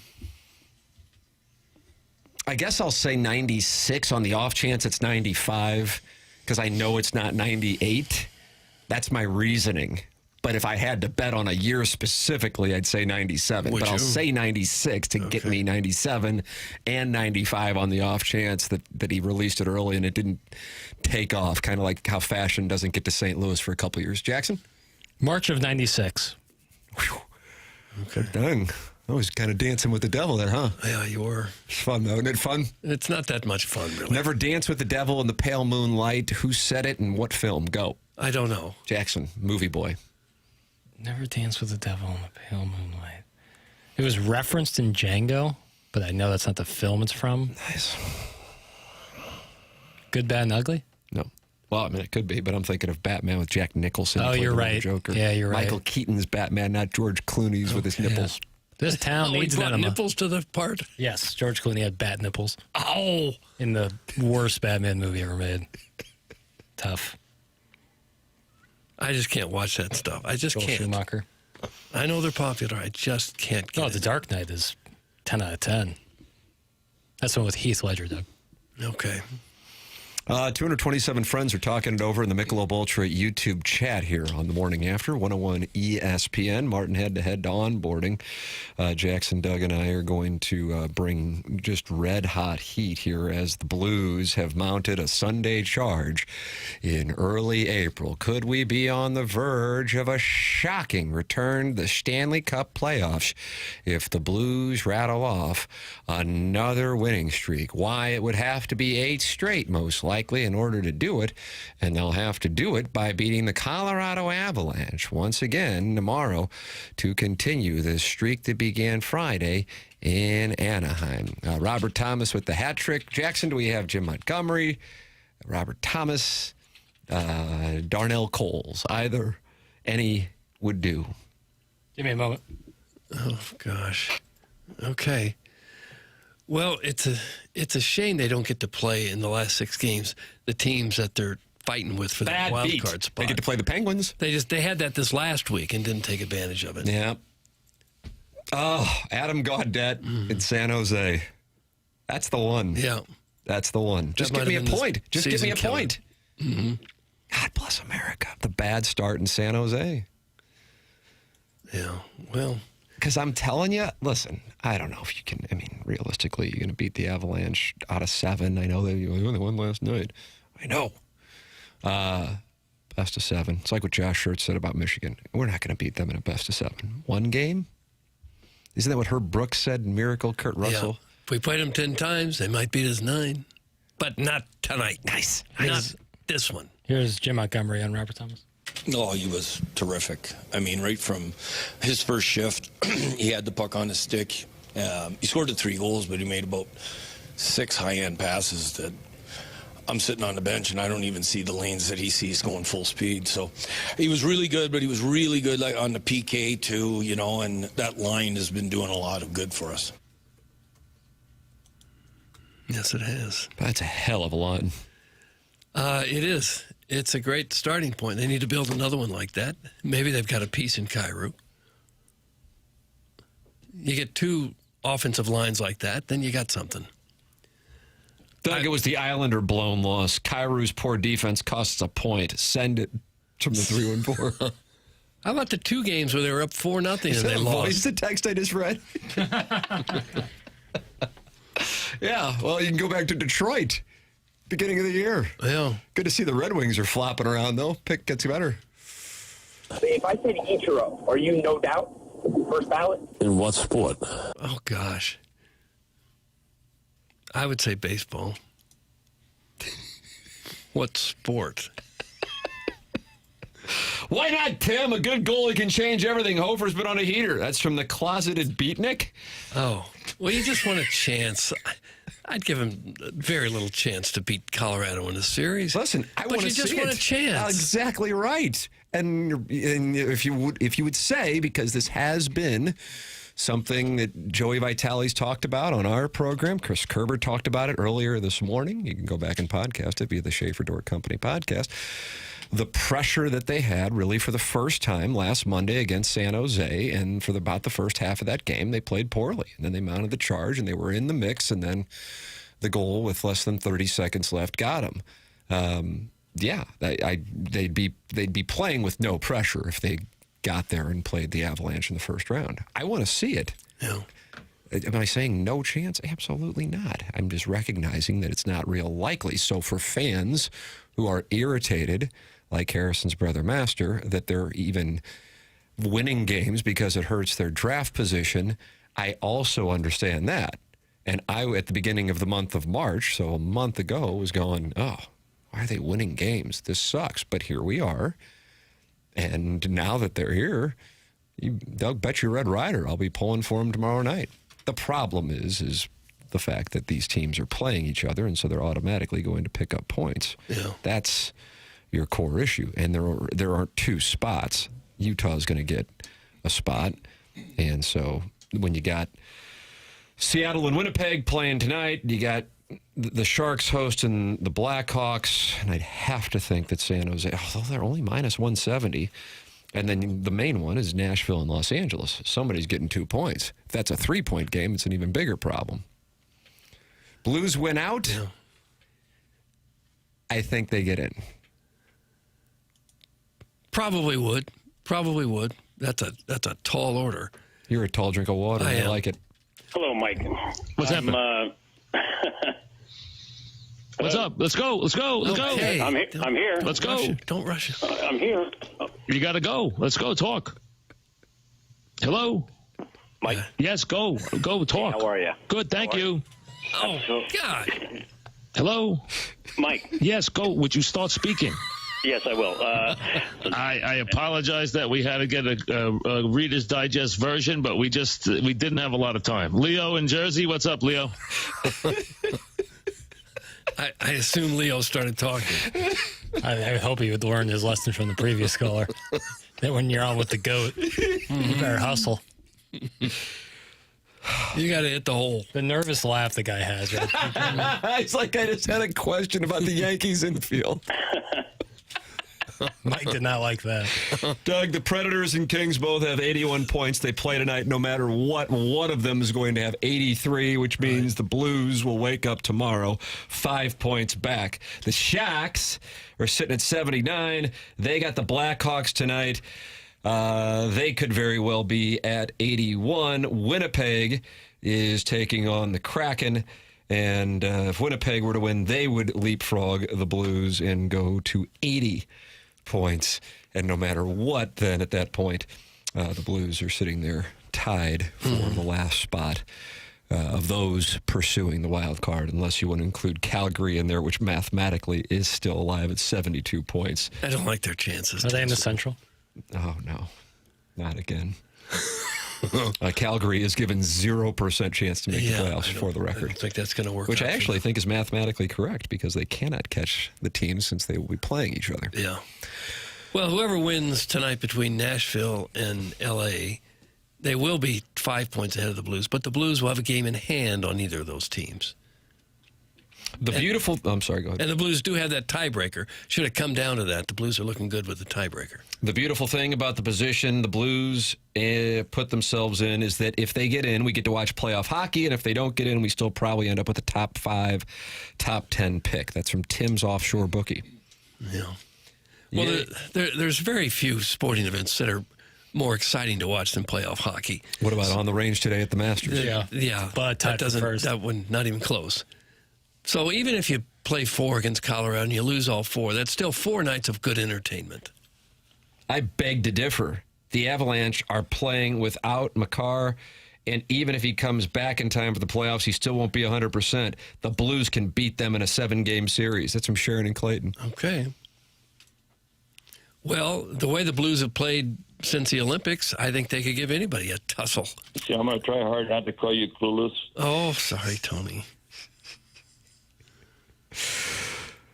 They're just playing real well right now. That's the thing. Yeah, they wouldn't roll over for anybody. That's the thing. There have been top seeds knocked out in round one before. Would be the first time. CBJ got TBL 2019. Am I right on that? I don't know the years, but Yeah. I remember the teams. 8-1. You know that? I remember that. Look at Peter Puck over there, huh? Right. You're really saying that in a matter-of-fact way, too. I remember that. Okay. Look at Peter Puck over there, huh? That's about all I remember. Yeah, I don't remember much. If you don't remember this show, you can go back and podcast it courtesy of Jason Gosrow and Schaefer Door Company. Doug, Schaefer Door Company sponsor the podcast.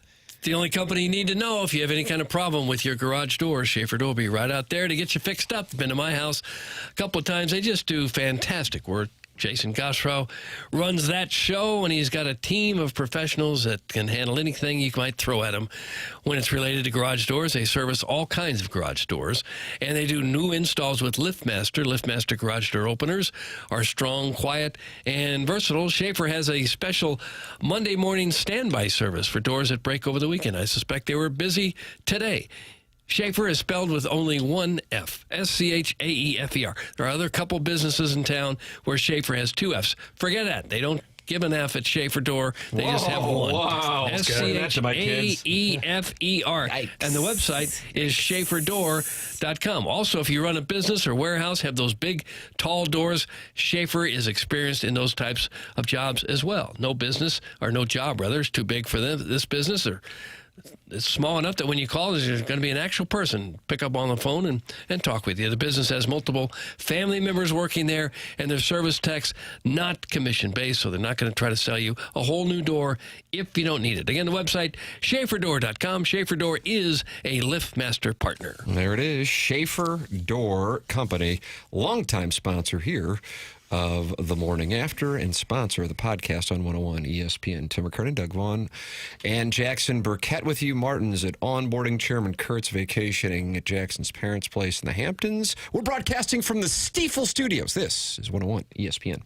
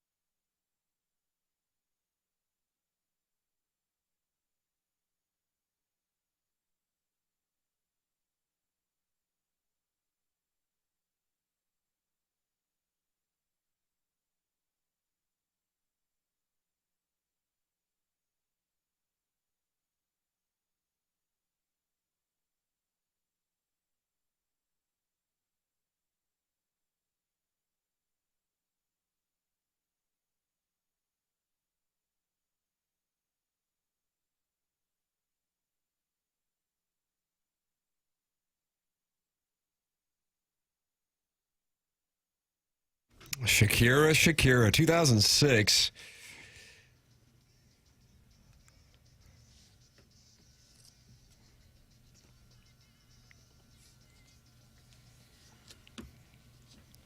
Is she from Barranquilla? I don't know where Colombia? she's from, Tim. I don't know.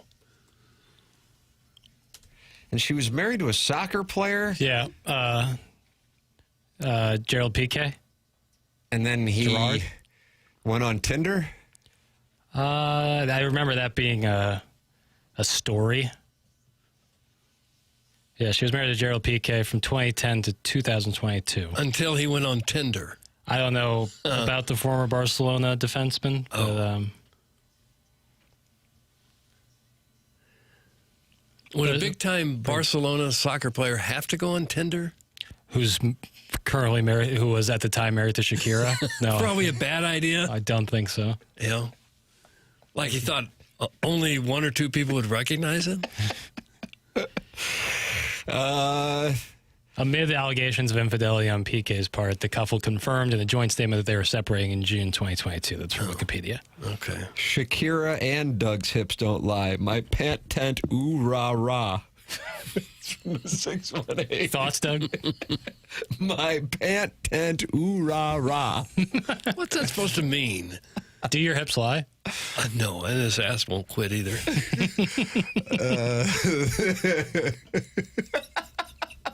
I just looked up and Get Up. Is Chuck Todd on Get Up? Is he changing names again? Now there's just a boy on there. There's a boy, but eating Chuck a rice Todd's cake in the upper right-hand corner. Yeah, it sure is. Who's this boy? It's a great radio show when you talk about what you're watching on television. Right. Francesa did that. I just wonder why Chuck Todd's on there. Let me see what his involvement is. All right. Well, while you're looking for that, tired of always waking up exhausted, dad bod starting to weigh on you, finding it harder to get excited about basically anything. If your energy, focus, and drive aren't what they used to be, it might not be that you're just getting older. Good chance your hormones and metabolism are out of balance. So this new year, let's get back to the old you. You remember that guy? Sharp at work, full of energy, fun. The one people enjoyed being around, and that's where mentality comes in. They're not a macho, low-T bro clinic. They're human-centered, and their mission is to figure out what's really going on in your body and your brain. They start by listening, and they'll run real labs and explain your results in plain English, and then build a personalized science-backed plan using hormone therapy and FDA-approved peptide treatments to help get your brain and body back on track. So stop telling yourself and everyone around you that you're fine. Right now, all new patient labs will be covered in your treatment plan, and that's a savings of $250 right out of the gate. Reclaim the old you, the younger you, with mentality. Schedule your appointment now at lowtusa.com. That's lowtusa.com, LOWTUSA.com. Jackson Burkett has information. From March of 2026 on Variety, Chuck Todd and Jay Adande are launching a podcast devoted to stories of fabled sports franchises. So I guess he's more diving into like the sports George element. Washington Colonials. That was not Chuck Todd that was on that show. It wasn't? No. It was a guy who looked like him, but it wasn't him. Are you sure? Yes. It's a guy who goes around acting like he's Chuck Todd. That's his business? I don't know. He looks kind of like him, but it's not who it is. You should go around as a John Lithgow impersonator. You think I could get away with it? Yeah, like do like birthday parties and bar mitzvahs. Like everyone's favorite actor, John Lithgow. But when a guy does a bar mitzvah, what do you have to do? I guess go up there and act like John Lithgow for 20 minutes. Yeah, just put on a show? Take pictures. Talk about some of your famous now, works. Scene 6, Act 2 of Harry and the Hendersons. Yeah, you could do like a one-man play. It could be a serious cash cow for you. You could cut ribbons at business openings as longtime character actor John Lithgow. Hey, wasn't that dude caught kissing another guy? That's from Jackson's butt fro. That doesn't narrow it down. Back to the soccer player? Back to the soccer player? I don't think so. Incredible hairline on Gerald Piqué. Oh, really? Gerard, I should say. From Barcelona. It's pronounced Barcelona, not Barcelona. That's from Kurt's former coworker. Great text. Gold star. Stopped what he was doing to type that. Did he mean to say like there was a TH, the Barcelona? Oh. Jose Maria Olazabal. Yeah, that bothered me. That reminds me, in 90 minutes, Doug, we'll be able to go live on the range. I don't care. At the Masters. Sure, it's a cloudless day in the St. Louis area. Winds are down. Temperatures are wonderful. But Why, friends will gather around the hearth and watch players ball strike on the range at Augusta National today. Why don't you go ball strike yourself? Go to your own driving range. I don't have Bryson's trudge. Yeah, or his shoes. Beautiful day yesterday for Easter. That was nice. Mm-hmm. Yeah, it was. Just a little. But it was a in nice the pocket little take. tidbit. You know, Nice, pull it out of the pocket, show it off, and throw it right back in. Didn't know Jay Adonde could fall any lower than teaming up with Chuck Todd. Just go away already. That's him, the overprotective Golden Girl dad. Wow, what a name. Is that new? Jackson, is that a new one? What's the text name again? The overprotective Golden Girl dad. Yeah, that sounds right. I guess you'd have to be overprotective if your daughter was a golden girl. Did you enter that, or is that somebody who's I certainly did. I don't remember when, Reminds me, Doug Wes Edwards, who's involved with the University of Missouri Tiger Club, texted me about an hour ago. Tiger Club lunch 3 weeks from tomorrow. Looking forward to your crew. Yeah, we'll be at Llewellyn's and Webster Groves 3 weeks from today. Sweet. Tomorrow? Yep. Hell, I just read the text. Tomorrow. 22 days. Okay. Come on out and talk it over with us. That's the 22nd. And if you have any questions that require knowledge, I'll text Gabe. Yeah, we won't know those. I got to write that into my... Oh, it's the 28th, right? Trash rat. Okay. Llewellyn's, Webster Groves, come on out. I'm looking forward to it. Yeah. Now, what if people want to talk about Missouri football and all you want to do is talk Missouri basketball? I love talking about Missouri football. Fight Tiger. It's a tough schedule this year, Doug. Heads up. Yeah, we'll have to bone up on our info before we go. Got to go to Lawrence. Got to go to Starkville. Got to host the Gators, host the Aggies. Got to go to Oxford. Got to host Arkansas on Halloween. I think that's what it is. It's literally on Halloween. Got to go to Between the Hedges. Got Boomer Sooner. I feel like I'm leaving another one. Texas coming to town, too. Yeah. Forget about it. Texas. What do you think, 11-1? Who's going to beat them? I mean, operating on the premise that they lose by 1 in overtime and 7 2-point conversions. God. In Georgia. That day's coming when the major game is decided by that ridiculous. I mean, we kind of had it a couple of years ago, if you remember. I think it was maybe Ole Miss, Georgia or something like that. Stupidest. Is it the stupidest rule in sports? Give me one worse. It just hasn't gotten enough attention. I don't know even if college football fans are aware. I mean, sure, some are, but I'm talking about like a large percentage are aware that this exists. Emergency goalie. I was going to say, Doug's going to argue E-Bug. Runner on second base in extra innings. That doesn't bother me too much. I think they should start that in the 12th inning. That's my take. 10th and 11th, do straight I out. don't mind that take. Yeah. Because that's what the real issue is when you get to like 12, 13, 14 innings. But 10 and 11, I don't think people are bothered by that. I don't mind that take. Yeah, start that in 12th. Has that been discussed elsewhere? Or is this a Jackson Burkett original? What's original anymore? But but yeah, that's what, because it just gets boring when it's just like, all right, now the first guy up's going to bunt, and then it's, can you get a fly ball on the second batter? Out on that.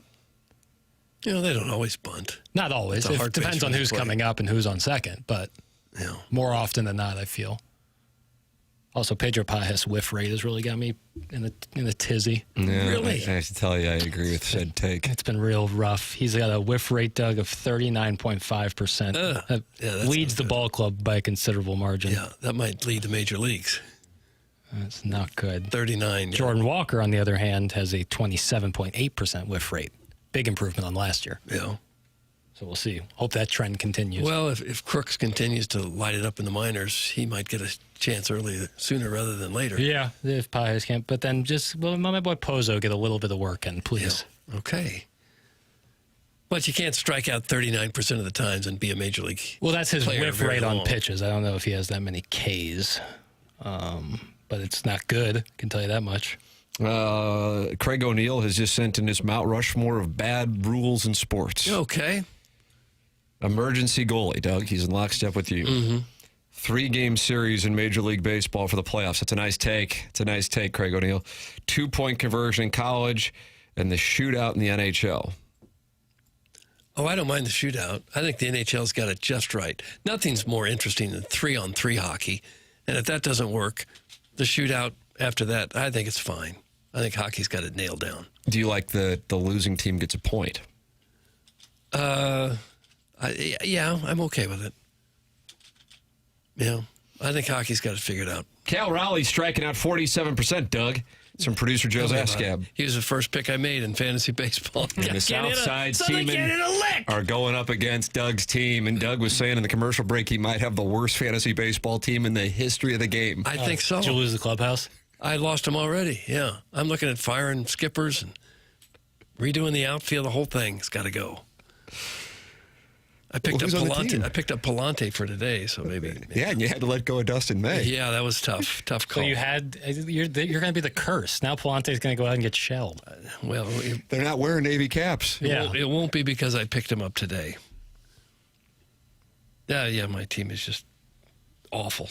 And with 16 teams in the league, it's hard to find anything on the That's a thin waiver wire. list. Oh, that's where the Southside Seaman lives. We live on the waiver wire. We just hang out there. This show kind of has... Who's behind the dumpster? It's the Southside Seaman. Yeah. This show at some points have had waiver wire vibes. Pick us up, put us somewhere. Yeah. See if we can perform. Usually low-powered AM. Yeah. We're DFA'd. Yeah, but we'll give you... We got a little pop. Pick up Pajes. His strikeout rate's much lower than Cal's. Doug, why don't you DFA I'm not Cal going to. Raleigh? No, Pick up I gotta- Pedro Pajes. By the way- because Southside Seamen do have the #1 waiver wire pick. I realized that Raleigh wasn't going to have the same year he had last year, but if he had half that, Yeah. he'd still be the best catcher by a considerable margin. Have the Cardinals got a catcher challenge right yet on the season with the ABS? Batters have gotten it right. Pajes got one, and it was like they were all giggling that he finally got one. I saw last night. Dingler was on a heater last night. Yeah. Well, last night they called one, and it wasn't even close to being a strike. And I was like, oh, God. Yeah, I do like how Scherzer's is so frustrated that he starts banging his helmet. Yeah, I know. Hoping. That's if I the hope challenge. Right. That's with ABS. I feel like that's going to be is like some guys just get really frustrated and just start hammering on their helmet on one that's not even close, or like a super strike. Still on board with the ABS? Hadn't Huge, changed? majorly. I can't begin to tell you how much I've enjoyed that. Yeah, it's really cool. It has made my watching of baseball much more enjoyable. Yeah. Because I used to sit there with like a split second, kind of the split second of anxiety you might have if you're watching, for me, college football, I guess, if you're betting on the NFL or you care about a team, when you're like, that's a touchdown. Is there going to be, you're going to see the little flag thing pop up. Right. And like the tilt that you get. Mm-hmm. I used to have this thing with baseball, like, oh crap, I know they're going to call it a strike. It's not a strike. And it's just, and I feel like it's made the umpires better. Mm-hmm. Yeah, well, at least more like aware that they like can be held accountable. Or it helps us appreciate the work they do more, that they really are pretty good. Most of them, not all of them. Tim, these hot takes got me hammering on my helmet at work. That's from Cucks McGee. Oh, God, why would you tell us that? It was kind of Why? What I also like with ABS is they didn't allow like any time that downtime. Like if you're gonna call it, you have to call it immediately. Yep. Like there can't be any hesitation, because that's my least favorite part about basketball is like guys will purposely take forever, and then the guy who's watching on the iPad will be like, no, don't challenge it. I'm like, well, that doesn't seem very right. You should have to replay it immediately. You should have to call it immediately. Fans live at games love ABS and go insane when they win a challenge. That's from your mom's lesbian lover. Instant injection of energy in the ballpark if you get it right. And a victory over the established authority. Yes. It's a populist play. Yeah, it's very much for the proletariat, which I'm obviously going to be on board with. It's a meat and potatoes, Horton Watkins. Meat and potatoes, yeah. Every man, Joe Sixpack kind of guy. Nice. I don't know. That's me, man. Joe Sixpack from Ladue? All of it. Well, the working man's Timu's Ladue. Timu Ladue. It's a better flow. I only listen on the radio. I am poor. That's from the Salty Bald Dad from Caseyville. No TV at all. So he just has like a old radio sitting in his, I guess, in his transistor room, probably. Imagining what he's seeing at the ballpark. Nothing wrong with that.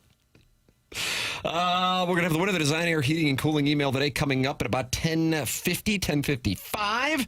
And then BK and Ferrario will take over. Tim McKernan, Doug Vaughn, Jackson Burkett with you. The program's called The Morning After. It is presented to you by Brown and Crouppen from the Stiefel Studios on 101 ESPN and the TMA STL YouTube channel.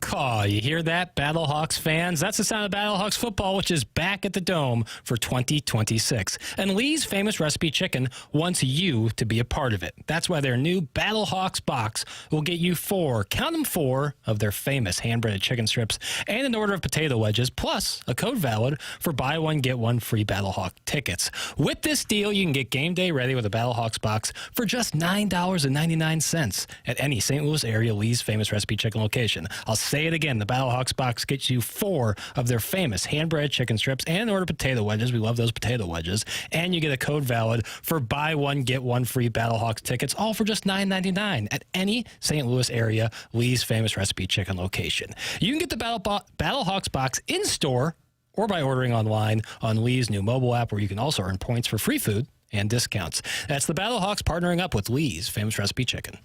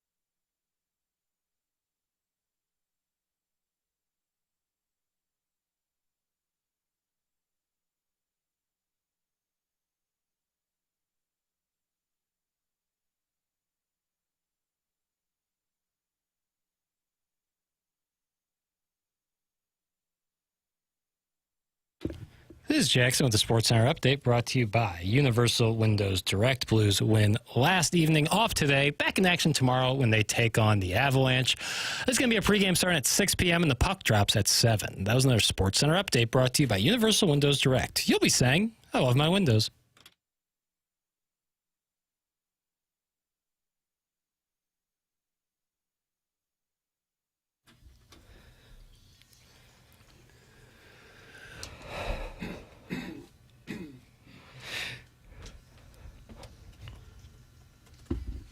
So what do we got going on here at Papers? We got Miley Mile, but what do we got going on? Yeah, whatever. This is Miley Cyrus.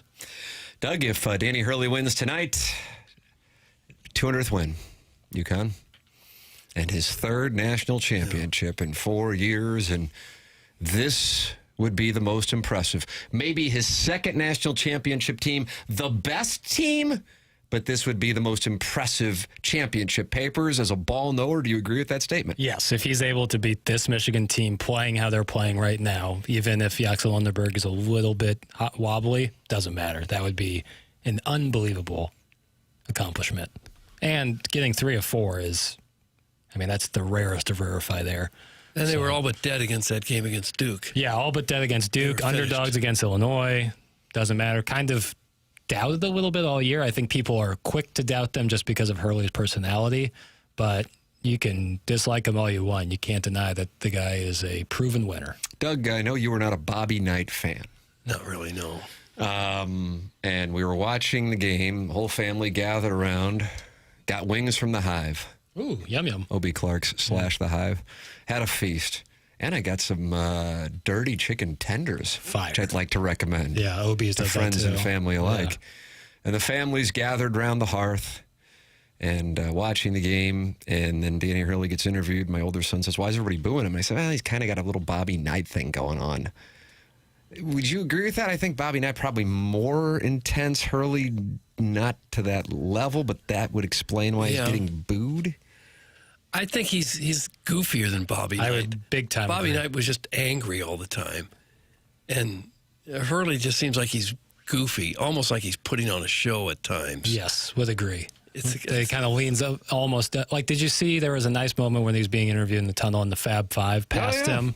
And the love and respect that those guys have for him, it's not like, he was coaching them really. And it's like but the admiration that they have and the mutual respect, it just strikes me as like, he's really intense, and I get why that rubs people the wrong way, but I think those in basketball have so much respect for him and what he's done. So I don't think he's like Knight in the sense from that, where it was like a lot of people were, from what I remember, I was probably too young, there was a lot of detractors even in basketball to Bobby Knight. Yeah, he was at times violent. Right. He choked the kid in practice and threw chairs onto the court. He was totally out of control at times and just mad at the world. Knight was a complete a-hole. Old school Army guy. Women in the other room. Total man's man, but total a-hole. That's from, is it Bano or Bano? I don't know which it is. Doug, do you strive to be described as a man's man? A good baseball man. Yeah.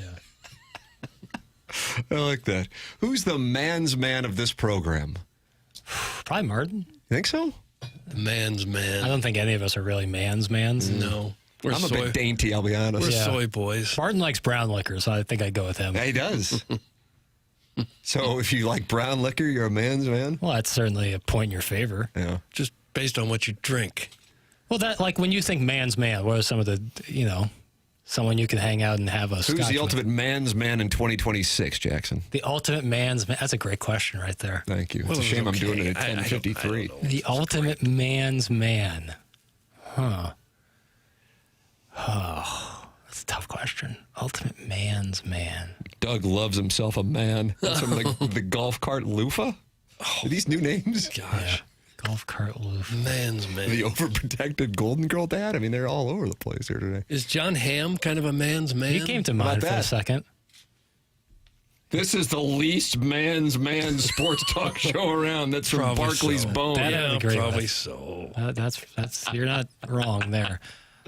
Man's man. That's tough. Is Trump a man's man? Good thing we're doing this at 10:54. I'm changing my stance. Is Troy Aikman a man's man? Troy Aikman you went with. I don't know. Yeah. Hey, it's fine. Pucks on net, baby. Pucks on net. Yeah. I'm trying to think of an actor or singer that would be. Not me, because like you'd think Billy Bob Thornton, and then you see him like off screen, you're like, oh, never mind. What does he do off screen? Well, he's always got like the earrings in, and he's like kind of out there. When I think of a man's man, Jackson Burkett comes in dead last on the list. That's from Harrison's brother, Master. Yeah, I can't deny that. Is Barkley a man's man? Yeah, I think he likes to have a beverage. Then and I've gotten a chance to sit there and drink with the man for 3 hours. Loves to gamble. Still didn't soften the blow of that loss to the Diamondbacks in 2001. Yeah, or the 2013 Auburn SEC championship. Well, I just saw game. him in the hotel lobby. Then sat and had booze with him. Did you see him in the SEC championship game too? That was the SEC championship game. I thought you also saw him in 01 in Arizona. I did. Okay. That's what I was talking about. That's where I had booze with him. Right. Okay. Gotcha. Now, Tom Brady wouldn't really be a man's man, right? I don't think so. He's a little too slick, Yeah. Yeah, I'd agree with that take. Yeah. Prim and proper. Mm-hmm. Paul Newman. Yeah, that's a big time man's man. Wow. Doug, I guess we found the answer. But he's dead. I'm trying to think of people living. Not with us. But Paul Newman, absolutely. Dunking his head in a bowl of ice water to get ready to shoot the next morning. Michael Jordan, Jackson. Yeah. Yeah. Cigars constantly. Yeah. Playing golf, fishing. Yeah. Certainly a man's man. Michael Billy Jordan. Bob wears women's jeans, Doug. Oh, he does. He does. He wears women's jeans. Why? That's correct. They say he fits his body better. He's got real thin legs. If you see in Landman, his pants are like almost falling down. I like him as an actor, though. He's really good. Fantastic. Yeah. Talk about Rich Lerner. That's from Father Brown Eye. What is that? Who? Rich Lerner. He's the host on the Golf Channel. What happened? I don't know. What did he do? I don't know. Is he a man's man? He's got kind of a man's man look. Jackson, Okay. Dave Portnoy. Okay. I guess. might Whoever be. you like, if they could be man's mans. Joe Rogan, is he a man's man? Sure, why not? Okay, But now Sam we're just Elliott. saying that we're giving the No, pass that's to a man's everybody. man right But there. Brad Pitt. I'm just reading the text now. Pitt's too Hollywood. What, getting a lot of Dave Portnoy votes? Interesting. Yeah, kind of does what he wants to do, says what he wants to say, whatever. Yeah. Mike Rowe. Yeah. Rowe. Is it weird that I always get Mike Rowe and Kevin Spacey confused? Do they Yes. not look alike? Yes, it It's is, very actually. weird. Yeah. I don't get that. You What's don't that see about? they don't think they look alike at all? No. No. They sound alike then. There's something Mike where Rowe's got a great voice. Great voice. No, he looks like Kevin Spacey. He doesn't. A little bit. No, he does. He Good doesn't. take, Jackson. Thanks, everybody. You're doing your own dialogue over there. Like Willie Loman, Death of a Salesman, one man play. Biff? Biff was named? Biff Loman. Oh. Caleb Williams is a man's man. That's him boozy. Probably not. Great quarterback. Probably not a man's man. But who am I to judge? I don't know who you are.